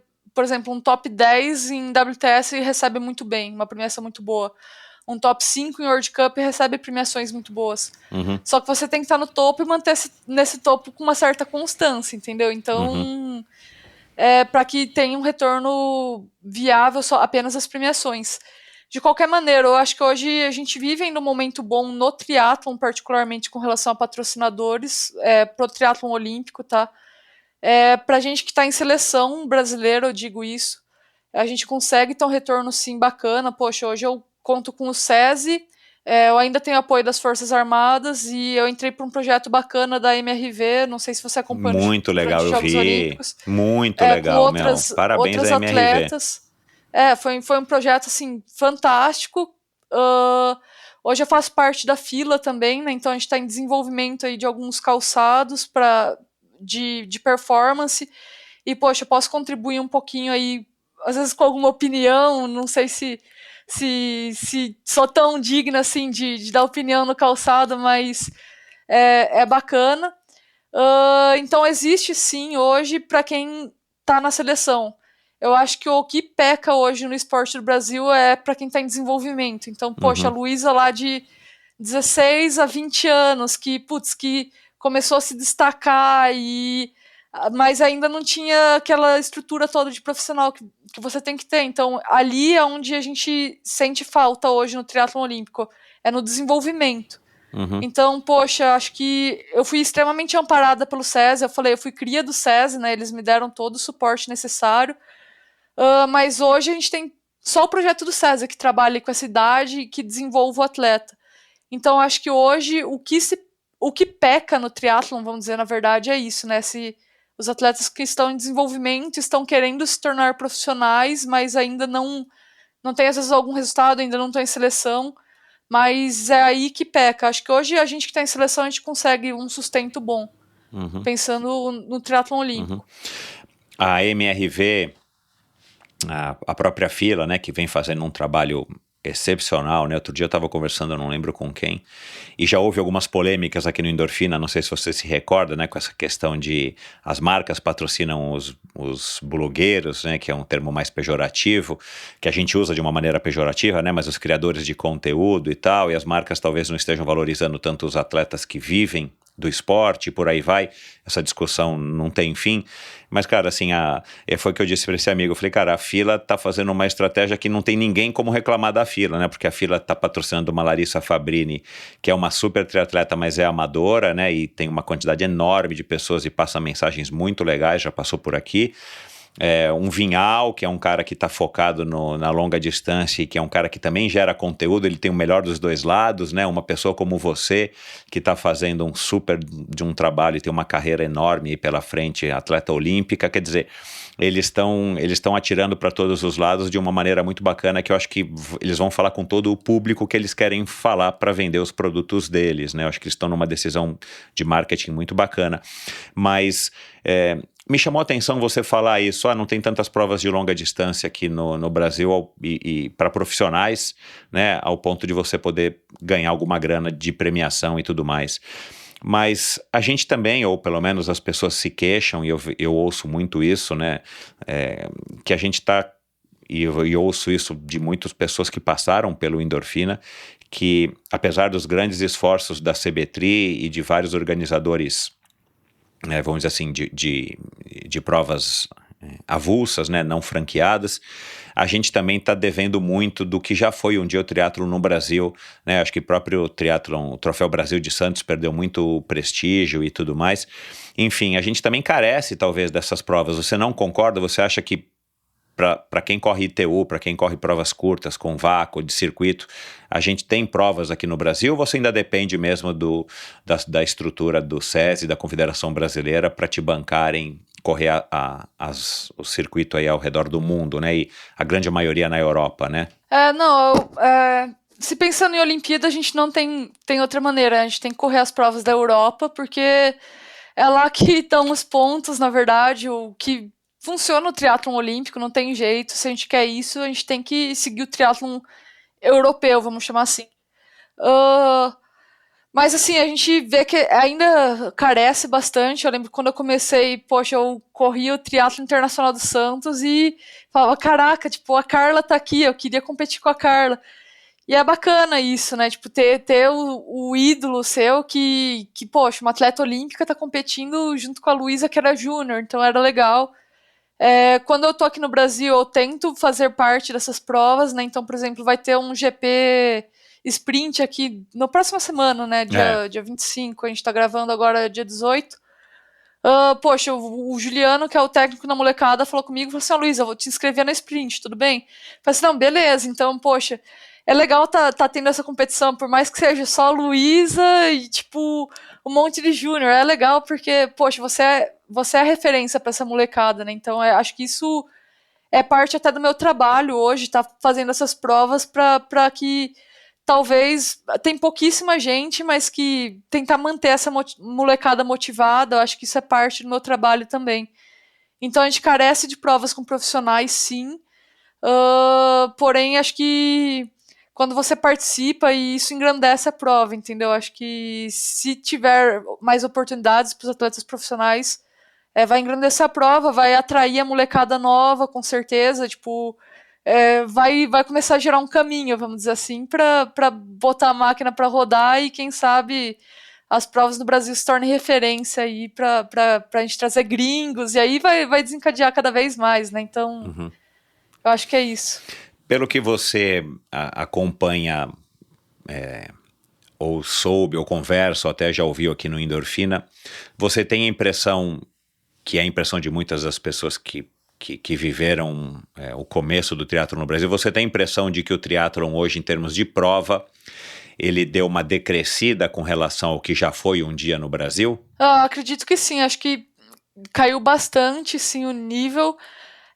Não digo o número de participantes, o número de participantes o triatlon acho que está em alta, né? A gente vê cada vez mais atletas participando, mas a gente vê que, foi o que eu falei, a base, né? Então é difícil, porque são inscrições caras, então, poxa, como que uma pessoa de 16, 18 anos vai pagar, sei lá, R$400 para fazer um sprint triatlon, entendeu? Então a gente carece dessas de algum programa, algum auxílio para que a molecada da base venha, para que a molecada mais nova participe, e aí a gente começa a aumentar o número de participantes da base para que a gente extraia alguém, né? Então acho que, apesar do número de praticantes aumentar, a gente perdeu um pouquinho em termos de qualidade, né? Então acho que até a falta de atletas profissionais na prova pode causar isso. Acho que ter essas referências participando aqui no Brasil faz com que diminua um pouquinho, mas eu acho que sim, que esse é um problema, vamos dizer assim, do triatlon atual. Você também já disse isso em outro podcast, eu não me recordo se eu li, e você citou aqui agora essa questão da referência, né, de ser uma coisa importante. Cara, isso para mim, eu concordo plenamente com você, já disse isso aqui, né, assim, se a gente visse você estampada na caixa de cereal que as crianças comem de manhã, você na revista fazendo propaganda de não sei o que, né? Revista hoje em dia quase não existe, mas enfim, a gente vê, né? Assim, a MRV usa, a Fila usa e tal, mas talvez não seja toda criança que tem acesso, né? E a gente ouvia, pelo menos na minha época, histórias, né, dos atletas americanos, não necessariamente o triatletas, mas atletas americanos que estavam, sim, na caixa de cereal, que estavam na propaganda da televisão. Então, assim, a criança acaba tendo mais contato com isso, com esse tipo de personalidade, que acaba criando referências. Eu quero ser igual a Luísa quando eu crescer, né? Não sei se você já ouviu isso, mas eu acho que se um dia você ouviu isso, se você ouvir isso, talvez vai ser um dos momentos como profissional que vai mais te engrandecer, né? Tipo uma criancinha, eu quero ser como você, Luísa, quando você crescer, né? Uma garotinha de 8, 9, 10 anos. E isso a gente não tem no Brasil por N razões, a gente não precisa se estender aqui, mas em resumo, para mim, acho que é uma questão de que falta a cultura do esporte aqui, né? A gente valorizar você, Luísa, e falar assim, poxa, quando você se aposentar, você vai começar a trabalhar? Caramba, você está trabalhando desde os 16 anos de idade, né? Desde os 15 anos de idade como uma triatleta. Então, e você, pelo que eu li ou ouvi, você assume muito bem essa questão no teu Instagram, você assume muito bem isso, né? Eu vejo que você vai em escolas, você tenta se tornar essa referência, você gosta de dar o exemplo, né? Você falou aí alguma coisa da cultura do exemplo, se eu não me engano, né? Enfim, você gosta de assumir esse papel. Então, foi uma coisa que você foi aprendendo, foi uma coisa que também te instruíram, os seus patrocinadores ao longo aí da sua carreira foram também cobrando isso de você. Como é que a gente aprende, né, também a ser um atleta profissional? Porque muito tem se discutido a respeito disso, nessa questão de influenciador, de atleta profissional. Na nossa época, na minha época, a gente tinha que competir, dar uma entrevista no final da competição. Inclusive em São Carlos, quando eu competi o primeiro triatlon de São Carlos, eu dei entrevista na rádio amadora, de São Carlos. E aí depois a gente tinha que esperar e pegar o jornalzinho da cidade de São Carlos, que eu tenho até hoje, ou o jornal, a revista que tinham, as revistas que tinham, coletar aquelas imagens, aquelas matérias, colocar tudo em pasta e levar para o seu patrocinador, né? A gente aprendeu assim e não tinha outro recurso. Hoje em dia não, hoje em dia você pode criar o seu canal através do Instagram, você pode ter um canal no YouTube, como o André Lopes fez, né? O triatleta brasileiro que mora lá nos Estados Unidos, brasileiro-americano. As marcas vão te explorar nas redes sociais delas, ou elas vão te cobrar, porque hoje é muito mais fácil de gravar um podcast, de fazer uma live, né? Então, assim, como é que a gente aprende a ser um triatleta profissional? Como é que você aprendeu ao longo dos anos ser uma triatleta profissional, não somente nas pistas, nas estradas e na piscina, mas também fora dela, né? Ter essa postura de quem vive isso como se fosse uma profissão, como também já disse aqui a jovenzinha Tota Magalhães, ciclista, que escolheu ser ciclista profissional no Brasil, e ela falou, puxa, eu não faltaria no meu trabalho nenhum dia, a não ser que eu tivesse morta de doente. E essa é uma postura que o atleta tem que ter, né? Não é só porque você não tem um chefe ali que você vai, hoje eu não vou acordar cedo e vou pular, matar o treino, né? A não ser que você tenha uma razão muito nobre para justificar isso. Como é que você aprendeu isso? Como é que você aprende isso no dia a dia? E o que você acha dessa questão toda da postura do atleta profissional no caso do triatlon? Bom, acho que eu até já comentei, né? Quando eu não podia vir para um local melhor do que São Carlos por conta disso, né? Por conta das referências. Eu lembro quando eu cheguei, me mudei para cá em 2011 e em julho, se eu não me engano, o Reinaldo ganhou os Jogos Pan-Americanos. E aí, imagina, eu tava começando o triatlon, chegar uma medalha de Jogos Pan-Americanos e pegar na mão aquela medalha, aquele peso. Então, de cara já se tornou uma referência pra mim, né? Tipo, eu falei assim, caraca, eu quero ganhar uns Jogos Pan-Americanos um dia. E a gente tem essa cultura que acho que do SESI, né, da pedagogia do exemplo, que é isso, é tentar, unir todas as vertentes, vamos dizer assim, do caminho até o atleta profissional. Então, é a base. Então, na escola é oferecido aula de natação, tem aula de todas as modalidades, de vôlei, e aí ele vai contemplar o atleta que está em desenvolvimento, que daí já começa a se profissionalizar, e aí ele vai contemplar também o atleta profissional, que é o atleta de alto rendimento. Então, a gente tem, vamos dizer, um triângulo assim, a base bem cheia, o alto rendimento lá um pouquinho, só que é tudo interligado, né? Então, a gente tem muito isso aqui no SESI, esse trabalho do atleta profissional ser referência para as categorias de base e estar treinando junto com a molecada do treinamento, que é hoje essa molecada que está em desenvolvimento. E eu acho que eu abracei muito essa ideia porque isso foi importantíssimo para mim, entendeu? Então foi importantíssimo para mim no meu desenvolvimento como atleta. Eu acho que, você pode conquistar o mundo. Se você não conseguir influenciar uma pessoa, caraca, você falhou, entendeu? Então acho que isso é parte do meu trabalho, assim, sim, tá tentando ser referência para as crianças da escola.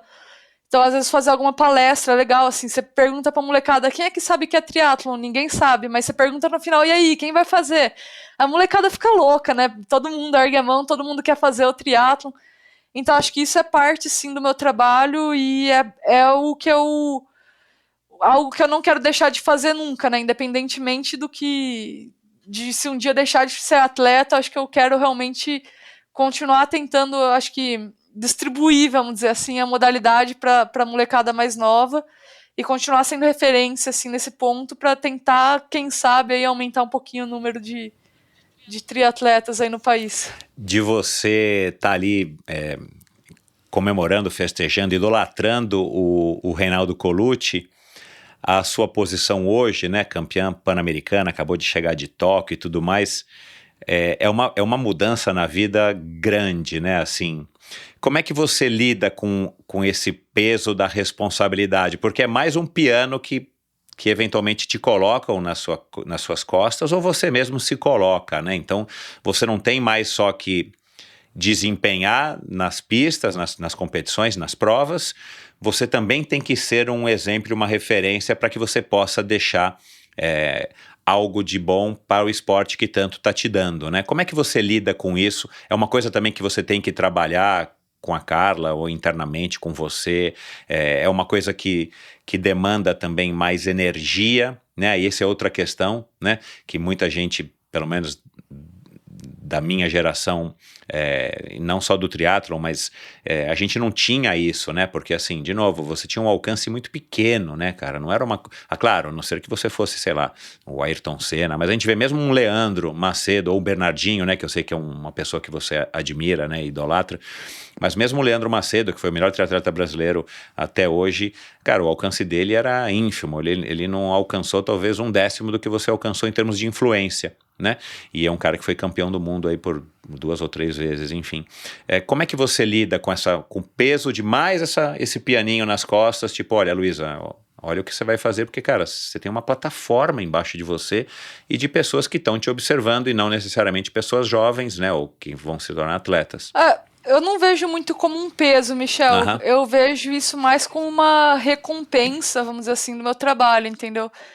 E é legal, assim, pô, aqui no SESI eu vivencio muito isso porque a gente treina direto com a molecada, né? É legal, poxa, outro dia eu até brinquei, eu falei assim, caraca, eu virei o Reinaldo, tô ficando velho, né? Eu brinquei com o Gui, falei assim, caraca, porque a molecada hoje me trata como eu tratava o Reinaldo quando eu era júnior, entendeu? Às vezes até com uma certa vergonha.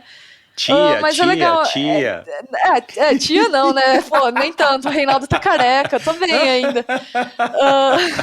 Mas brincadeiras, assim, à parte. Cara, é legal a gente ter esse retorno, assim, da criançada. Poxa, da criançada da escola, da criançada da base. Você vê que existe um retorno, um respeito muito grande deles, assim. Cara, foi o que eu falei, se eu pegar só o resultado e olhar pro meu resultado de Tóquio, não foi a melhor coisa do mundo, mas, poxa, a molecada entende e a molecada vai te admirar, entendeu? Independentemente do que aconteceu. Porque eles vão saber da história que tá por trás, né? Então, é muito bacana isso. É um retorno muito legal que tem quando você se torna, acho que, referência.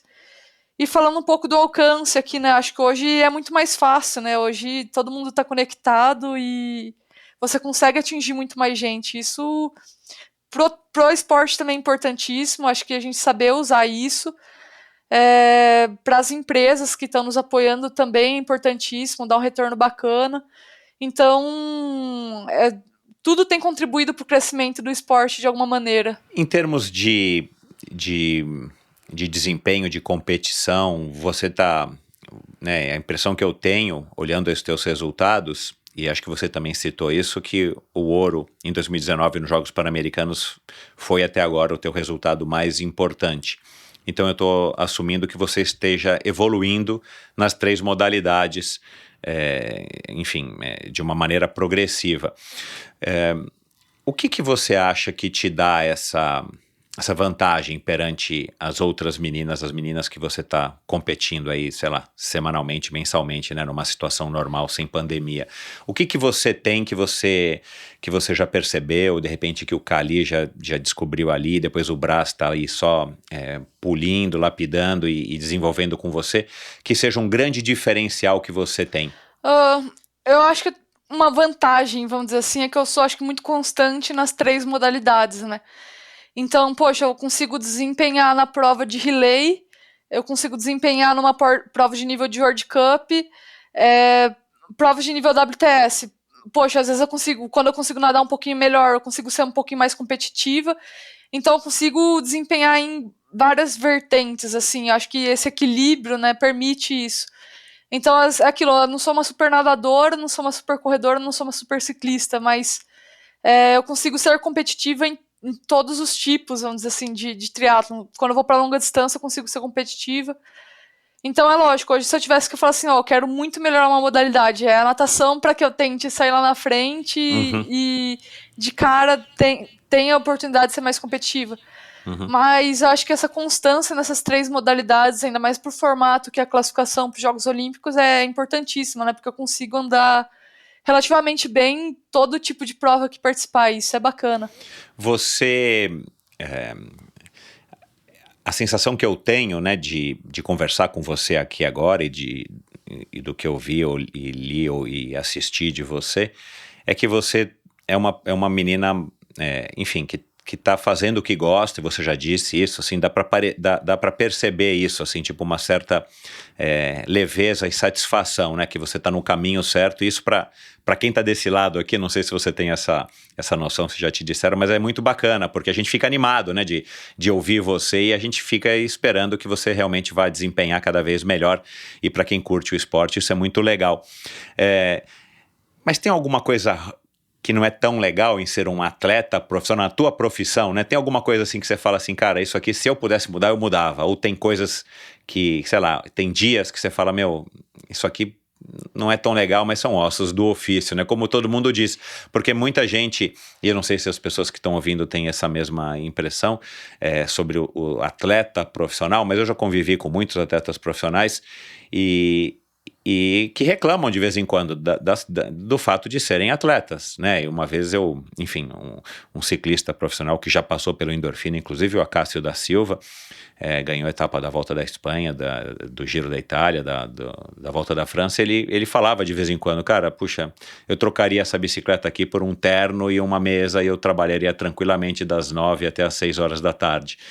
E na época eu era jovem também, era mais ou menos até mais novo do que você, e eu falava, meu, esse cara é maluco, o cara vive pedalando em cima da bicicleta, correndo as provas mais legais do mundo, né, assim, e depois de uma certa idade eu entendi isso, e quando ele passou pelo endorfina, eu relembrei essa história com ele. Tem alguma coisa que você acha que é chato, que você ainda não se acostumou, que você acha que você não vai se acostumar? Tem algum lado negativo em ser triatleta profissional?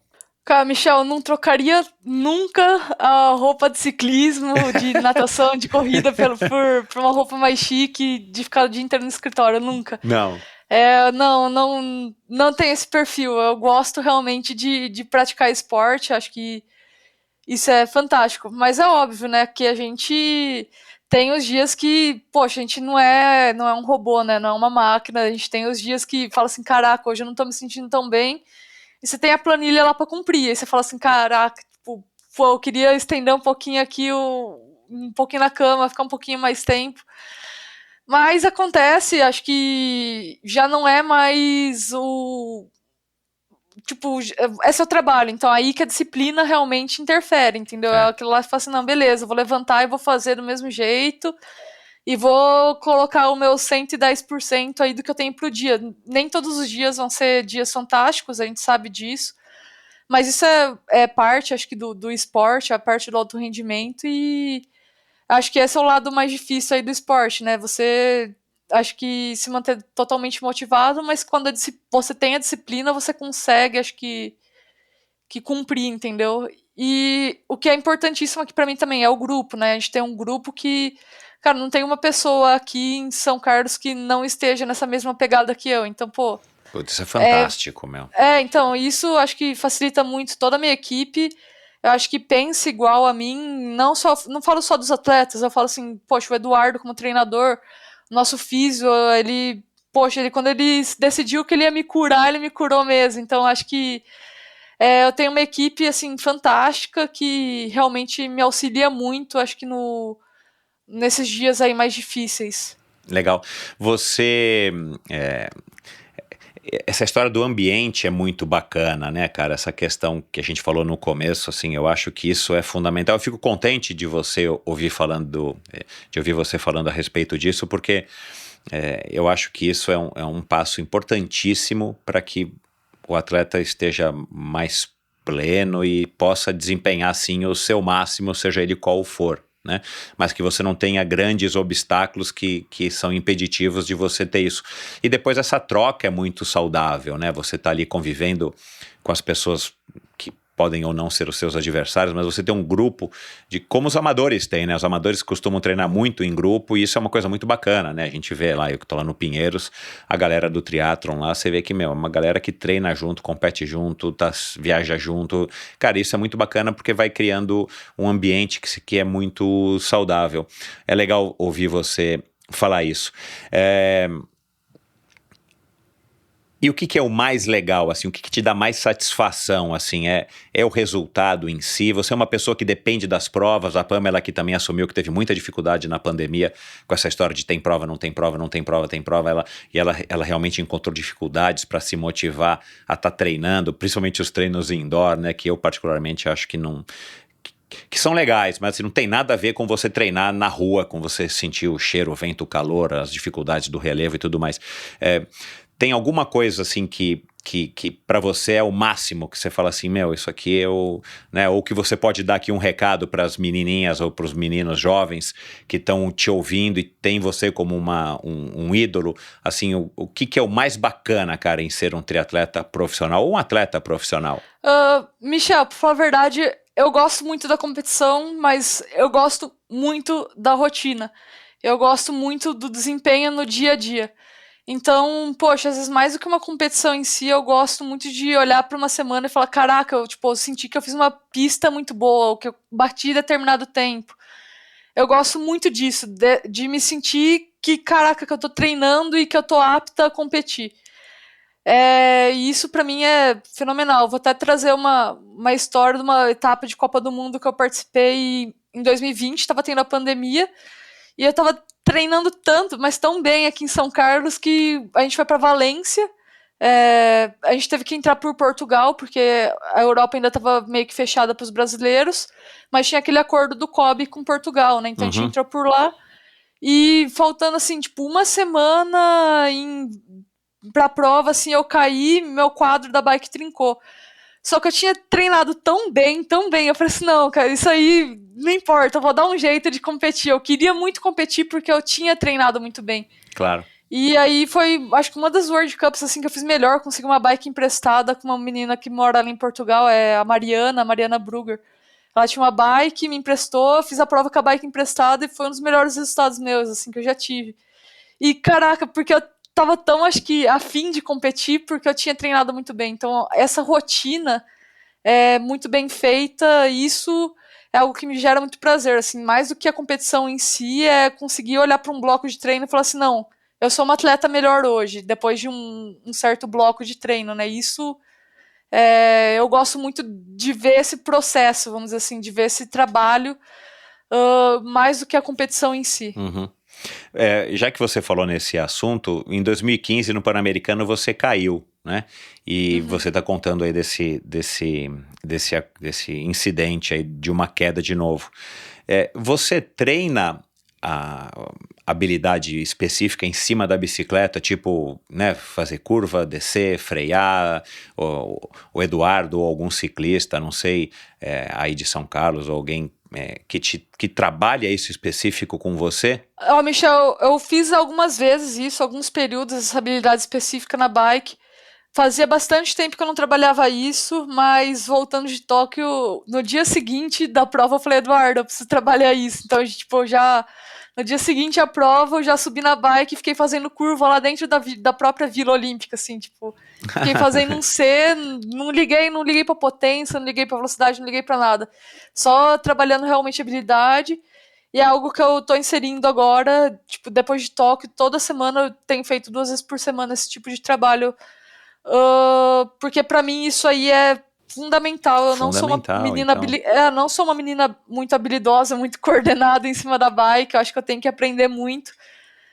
O que me ajuda muito, a molecada júnior também faz isso, entendeu? Então eu me misturo lá no treino deles e tenho tentado trabalhar bastante isso, porque é realmente algo que eu peco, entendeu? Eu acho que eu fui criada, vamos dizer assim, aqui, né? Quando eu mudei muito assim, ó, põe uma venda aqui e faz força, e vai embora, e tiro, e big gear.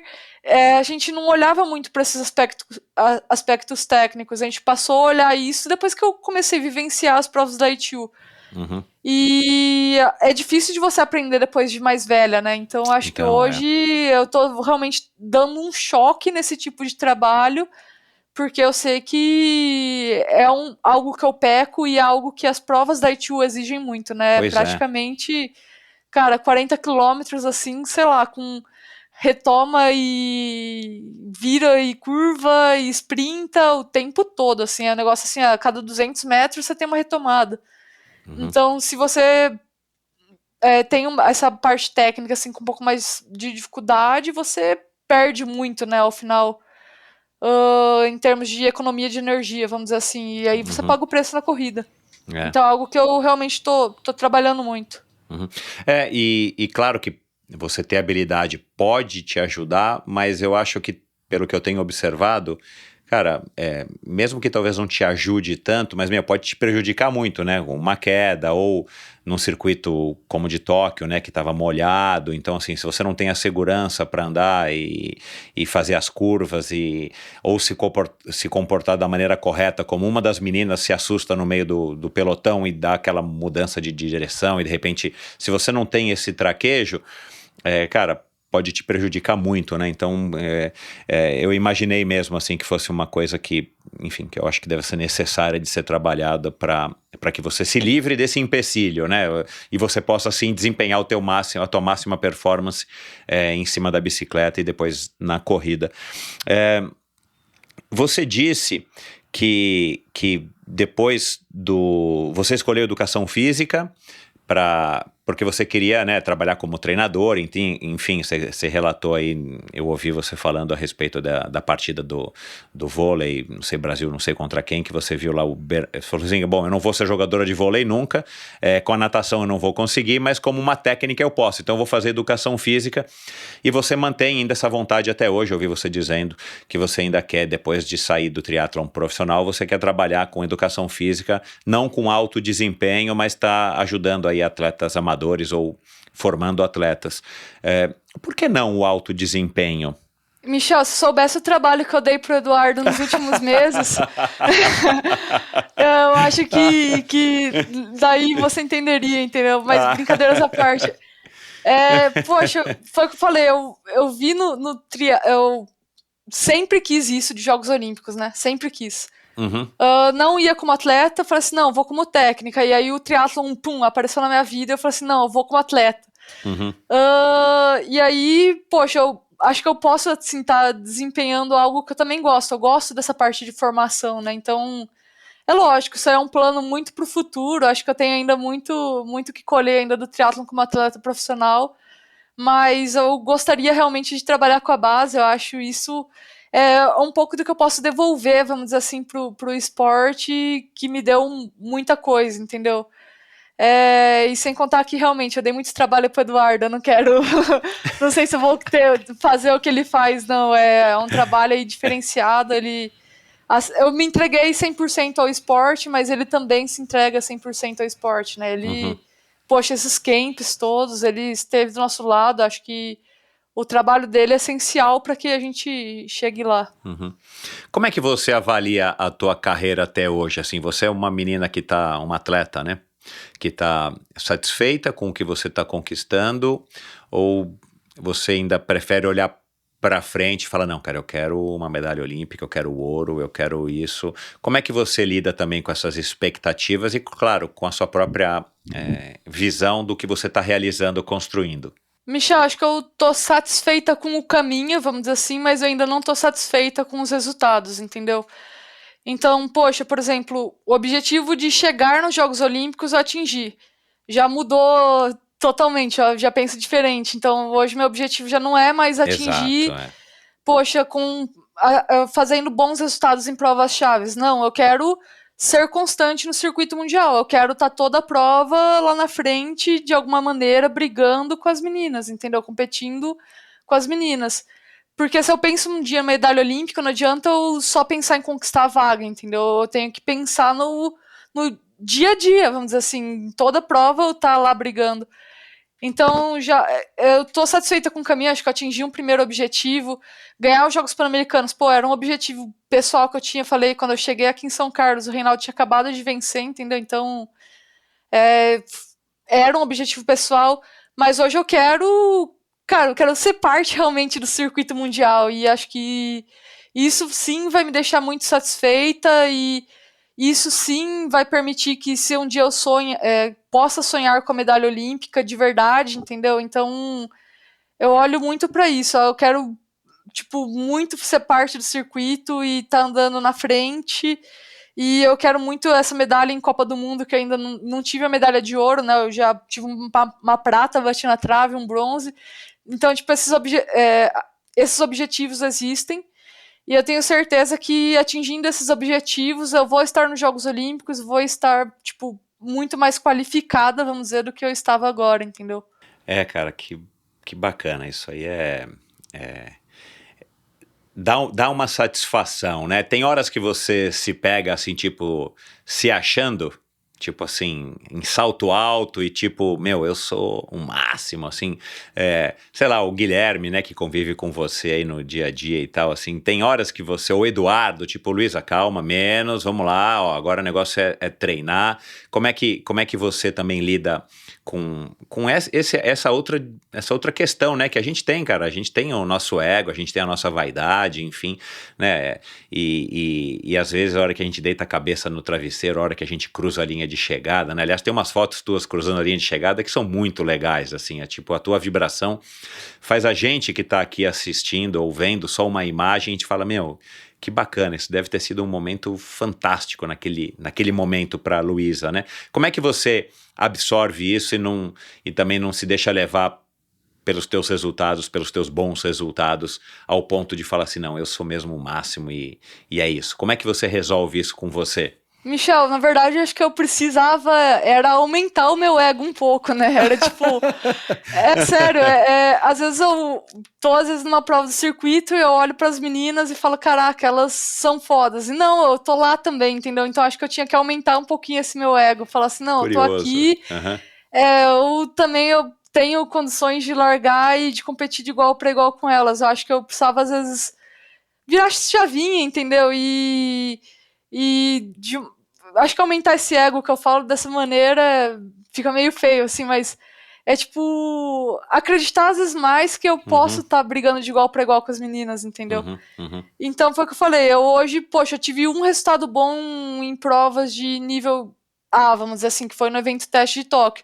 Eu quero tornar isso constante, eu só vou tornar isso constante quando eu me ver de igual para igual com as meninas, entendeu? Então acho que hoje eu precisava, na verdade, dar um jeitinho de aumentar isso, e não ficar tão tímida, tão Luísa, tipo, mais pequenininha. Eu precisava, de uma certa maneira, melhorar isso. Olha, enfim, a Carla é quem vai ter essa incumbência de te ajudar, né? Mas aqui em 1h30 de conversa que a gente teve hoje, e no que eu já ouvi de você, cara, eu não vejo timidez. Sinceramente, talvez seja uma questão mesmo de você trabalhar a sua autopercepção. Porque eu não sei se o ouvinte vai concordar comigo, mas não dá para aparecer. Eu que estou te vendo o tempo inteiro, né? Porque a maior parte das pessoas está só ouvindo, né? A não ser que seja vendo os clipes no meu perfil no YouTube, na minha conta no YouTube, cara, não dá para perceber isso, né? Então, assim, a gente não tem isso. Então, eu acho que você tá num caminho muito, muito legal.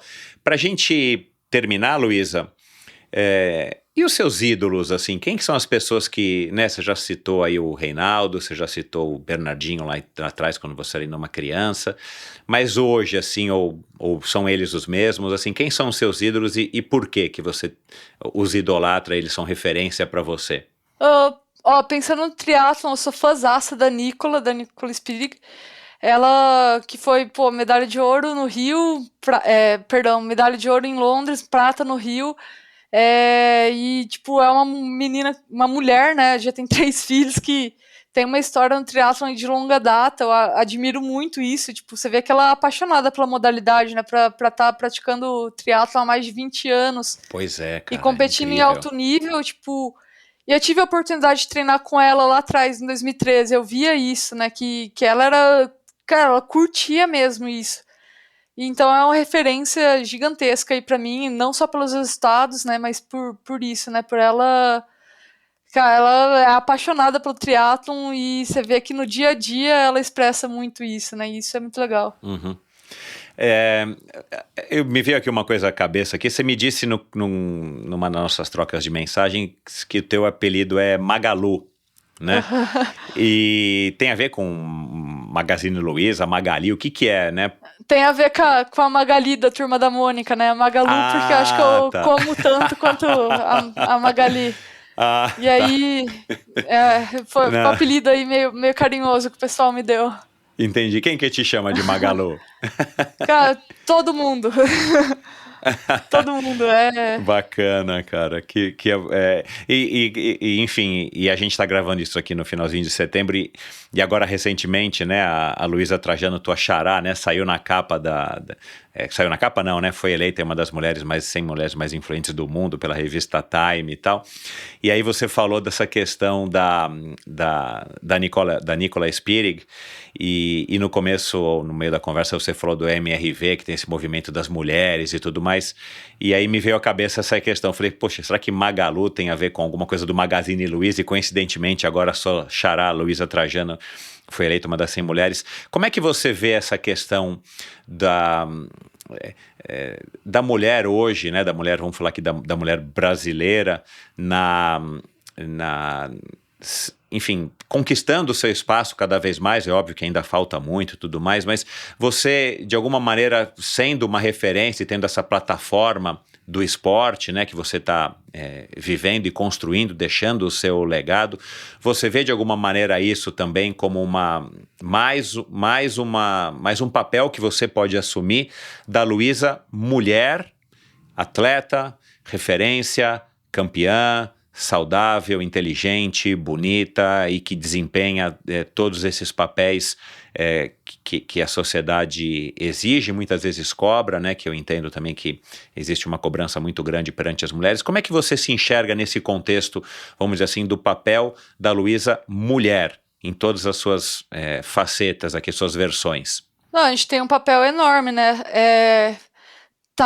A gente vê que a gente está conseguindo construir uma história, está conseguindo abrir um espaço, mas ainda é bem diferente no seguinte sentido. Tipo, vou falar particularmente aqui do triatlon. A gente vê que o triatlon é um esporte que preza pela igualdade entre gêneros, né? Então, poxa, a premiação é sempre igual, distâncias são sempre iguais, circuitos são sempre iguais, número de participantes permitidos nas provas da ITU são sempre os mesmos, né? Então, por exemplo, Jogos Olímpicos 55, mesmo número. Porém, quando a gente pensa no esporte feminino no Brasil, a gente vê que não tem tantas meninas praticando, principalmente iniciando a modalidade, né? Você vê que parece que é aí que tá a diferença, né? Tipo, o homem acho que já nasce e já vive o esporte, a mulher nem sempre. E eu acho que a gente exerce uma influência gigantesca, né? Acho que você mostrar e você abrir caminho é importantíssimo. Eu acho que sim, é papel nosso também tá mostrando esse caminho. Você vê, às vezes, as empresas como a MRV, que criou uma campanha que beneficia o esporte feminino e mostra tipo, que existem 12 meninas lá que estão nos Jogos Olímpicos, que fazem parte de um programa. Poxa, e estão lá, tipo, o tempo todo na TV. Tipo, a luta de uma é a luta de todas, né? Então, legal a gente demais, vê que foi sensacional, assim, a campanha que eles criaram. Então a gente começa a ganhar um espaço, né? Eu acho que o espaço hoje já existe dentro do esporte, porém não no início do esporte, vamos dizer assim. Então, falta gerar oportunidades, se eu tivesse que falar isso. Uhum. Bom, a gente tem o que talvez seja não o mais difícil, mas uma coisa que é muito importante dessa engrenagem, né? Que a gente já tem você, por exemplo, como uma pessoa que está construindo a sua história e sendo referência e conquistando o seu espaço. Então, eu acho que a gente já tem aí pelo menos um componente importante disso, mas realmente a gente está carecendo no Brasil de uma maneira geral, nos esportes de uma maneira geral aqui no Brasil, de ter mais acesso, né? Se o esporte tivesse de uma maneira mais integrada à escola, né? E aí a gente está falando não as escolas particulares, as escolas de elite, mas as escolas públicas do Brasil todo, a gente com certeza estaria num caminho talvez mais curto para a gente ter, sim, várias Luísas, várias Vitórias, várias, enfim, não sei quais são todas as atletas lá da MRV, mas enfim, mas legal, gostei de ouvir a tua opinião a respeito disso também, porque eu acho que isso é um tema importante e vocês, mulheres, mais uma incumbência que vocês acabam tendo que carregar, mas eu acho que isso é muito importante justamente para poder se tornar referências para as meninas e os meninos também, né, para não fazer o preconceito invertido, né, mas assim, eu acho que isso é muito importante porque eu acho que nesses Jogos Olímpicos talvez mais do que nos outros, a gente pôde ver de fato que vocês, mulheres, têm tudo e estão conquistando aí o esporte brasileiro e para que, se alguém ainda tem algum tipo de dúvida com relação à capacidade das mulheres, pelo amor de Deus, a gente está no século XXI, eu acho que esses Jogos Olímpicos foram aí um grande exemplo. E você citou isso, né, desde 2004, né, que a gente consegue colocar 2 mulheres no triatlon olímpico, né, isso é um feito a se comemorar, né, a gente ainda está devendo um pouquinho no ciclismo, na corrida também, a maratona a gente não teve esse ano, infelizmente, mas a gente tem aí sim que comemorar o feito, a conquista das mulheres e nós, homens, e nós como sociedade temos que estar sempre apoiando e incentivando cada vez mais e principalmente reconhecendo e abrindo o caminho, né? E eu que sou pai de 2 meninas, né, eu vejo muito isso em comparação aos meus amigos ou aos coleguinhas da escola que são pais de homens, né? Outro dia eu estava saindo da escola ou chegando na escola com a minha filha de 5 anos e eu vi um pai falando para um menino, tipo, o menino acho que estava cutucando a menina da frente, enfim, coisa de criança, né? Mas, cara, sem querer, eu tenho certeza que foi sem querer, eu tenho quase certeza que foi sem querer, o pai falou assim, filho, não cutuca, não amola a menina, ela é mais fraca do que você.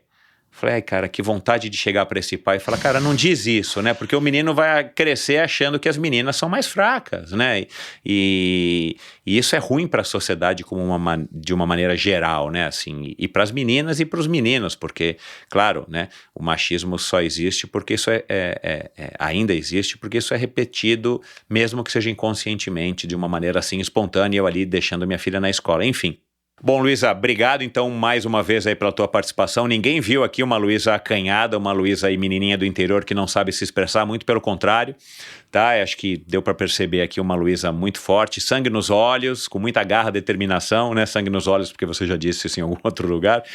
Enfim, estamos aqui torcendo para você, parabéns aí por toda a sua trajetória até agora e eu tenho certeza, como eu disse aqui na abertura do episódio, que os seus melhores dias ainda estão por vir e eu arrisco dizer que eles vão vir aí nos próximos 3 anos, vão culminar na Olimpíada de Paris em 2020 como é que é agora a conta mesmo? 2024, 2024. Nossa, cara, confusão. Enfim, e aí sim, depois a gente vai gravar mais um episódio para você contar aí como é que foi esse ciclo olímpico e como é que vai ser esse começo da sua prolífica carreira no triatlon de longa distância, de igual para igual com todas as melhores do mundo. Obrigada, Michel. Vou agradecer novamente pelo espaço. A Carla acho que vai ficar orgulhosa da menina do interior falando aqui um pouquinho, né? Acho que foi bacana. Tenho certeza. É sinal que o trabalho aí da parte de comunicação tá funcionando. Ótimo. E é isso. Obrigada mesmo aí pelo espaço e pelas palavras aí. Legal, Luísa. Obrigado. Um bom dia aí pra você e bons treinos. Obrigada, Michel. Até mais. E é isso, pessoal. Espero que vocês tenham curtido mais esse episódio do Endorfina Podcast. Que figura bacana aqui, mulher espetacular, uma super triatleta e, na minha opinião, tá no caminho certo. Foi um prazer gravar essa conversa aqui com a Luísa. Se você estiver ouvindo aqui ainda, Luísa, muito obrigado. Obrigado a você também que está aqui ouvindo, você que chegou aqui ao final de mais esse episódio do Endorfina Podcast. Como sempre, a gente falou aqui de diversas pessoas que já passaram pelo Endorfina, como a Carla Moreno, a Vitória Lopes, o Bernardinho, até o Bernardinho do vôlei, o Reinaldo Colucci, a Mariana Rata, a mulher dele, a Pâmela de Oliveira, o André Lopes, o Thiago Vinhal, a Carla de Piero, a Larissa Fabrini, que também compõe aí esse time fila, ao lado aí da Luísa.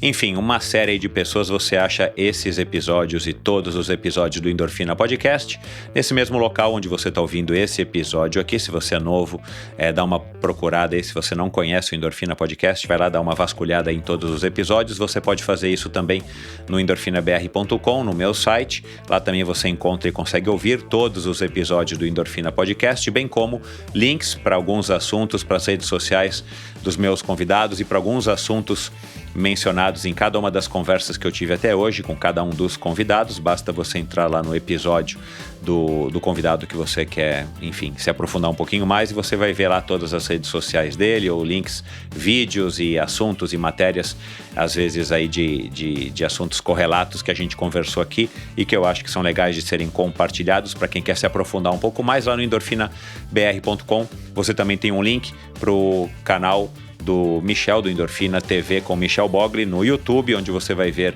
trechos das conversas aí com os convidados mais recentes desde o meio desse ano aí de 2021. Você também encontra maneiras de apoiar o Endorfina financeiramente, aliás, a sua ajuda é sempre muito bem-vinda, e também de assinar a newsletter semanal. Toda sexta-feira eu envio uma newsletter curtinha, um e-mail curtinho com dicas e curiosidades e fatos que eu acho que são legais de serem compartilhados com vocês, quem sabe para inspirá-los no final de semana de vocês e das suas famílias. Então é isso, pessoal. Muito obrigado, até a semana que vem com mais um episódio fantástico. Eu disse no comecinho do ano que esse ano do Endorfina ia ser um ano bacana, o ano do 4º aniversário do Endorfina. Eu comemorei o 4º aniversário do Endorfina e não foi diferente com esse episódio da Luísa.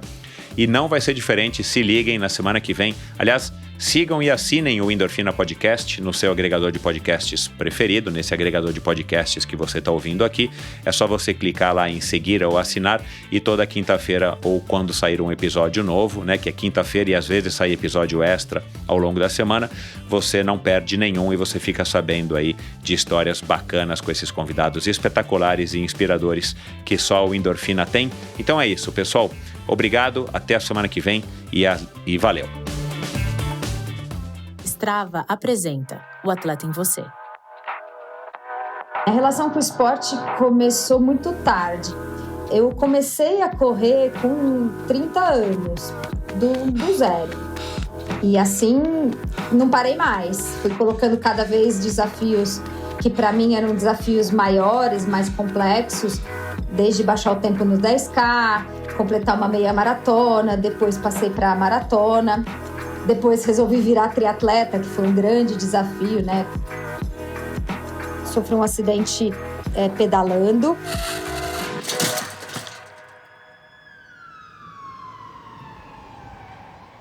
E tive uma lesão grave de coluna. Tive que fazer um procedimento cirúrgico na coluna, porque era uma fratura bem grave e instável, senti um risco grande de paraplegia.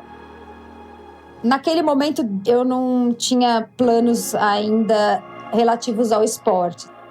Falava, será que eu vou conseguir correr? Será que eu vou conseguir nadar? No começo foi bem difícil, mas depois de 2 meses, aí eu comecei a conseguir caminhar e correr, comecei a conseguir pedalar um pouquinho mais. Num dado momento, eu falei, não, eu vou conseguir. No meio do caminho, surgiu a oportunidade de fazer um meio Ironman. A mentalidade do atleta me ajuda diariamente. E se a gente quer ter uma melhor condição física, a gente é um atleta. Eu sou Luciana Haddad, eu encontro o atleta em mim quando eu busco a melhora física e a melhora mental para atingir a excelência em tudo que eu faço na minha vida. Strava, o atleta em você. A Luciana tem uma história incrível. Ela também é uma atleta Strava. Existe um atleta em cada um de nós e nem sempre é fácil reconhecer e deixar esse atleta interior desenvolver todo o seu potencial. O Strava apresenta O Atleta em Você, uma série em 8 partes de pessoas normais compartilhando suas experiências como atletas. Você pode curtir o app Strava com assinatura Premium por 30 dias através do link strava.com/O Atleta em Você. E não perca no próximo episódio do Endorfina os 2 últimos episódios dessa série Strava, O Atleta em Você. Nos esportes, sempre nos perguntamos qual o nosso maior adversário, porque no final é sempre a gente contra a gente mesmo. Por mais que a mente conte muito, chega uma hora em que o corpo pede e nosso físico nos chama para ir além. Por isso, iniciamos uma sequência de episódios especiais com o oferecimento da linha probiótica Pro Athletes, feita para atletas, disponível nas melhores lojas especializadas do Brasil. Siga @ProAthletesOficial_, saiba mais em probiotica.com.br. E esse episódio também foi um oferecimento da Titanium, A Titanium Vida, Saúde e Previdência oferece as melhores soluções em proteção e segurança que você encontra no mercado, para você e seus familiares, com planos de seguro de vida, saúde e viagem. A Titanium oferece serviços para o seu bem-estar, como seguro de vida resgatável, que além de resguardar e proteger o futuro das pessoas que você ama, você tem a opção de resgatar os valores em seu seguro para utilizá-los no que quiser ou precisar. Outro serviço é o Seguro Saúde com cobertura mundial, com livre escolha de médicos, clínicas e hospitais aqui no Brasil e em qualquer parte do mundo. A Titanium também oferece completos planos de seguro viagem. Siga @titanium.consultoria no Instagram. Não conte com a sorte, conte com a Titanium. E esse episódio também foi um oferecimento da Bovem Energia. Bovem, há uma década fornecendo energia e gerando resultados para consumidores do Mercado Livre. Quer ser livre? Fale com a Bovem, energia que inspira. Saiba mais em bovem.com.br e siga @bovem_energia no Instagram. Esse e todos os episódios do Endorfina Podcast são editados pela produtora Pulsante. Obrigado por ouvir esse episódio do Endorfina. Acesse o endorfinabr.com, vá no post do episódio de hoje para conhecer um pouco mais sobre o meu convidado e alguns assuntos abordados em nossa conversa. Lá você ainda encontra todos os episódios do Endorfina. Siga o Endorfina BR no Instagram e confira imagens inéditas e inusitadas dos meus convidados. Participe enviando comentários e sugestões. Se você curtiu, colabore assinando o Endorfina no seu agregador de podcasts preferido e compartilhando com seus amigos.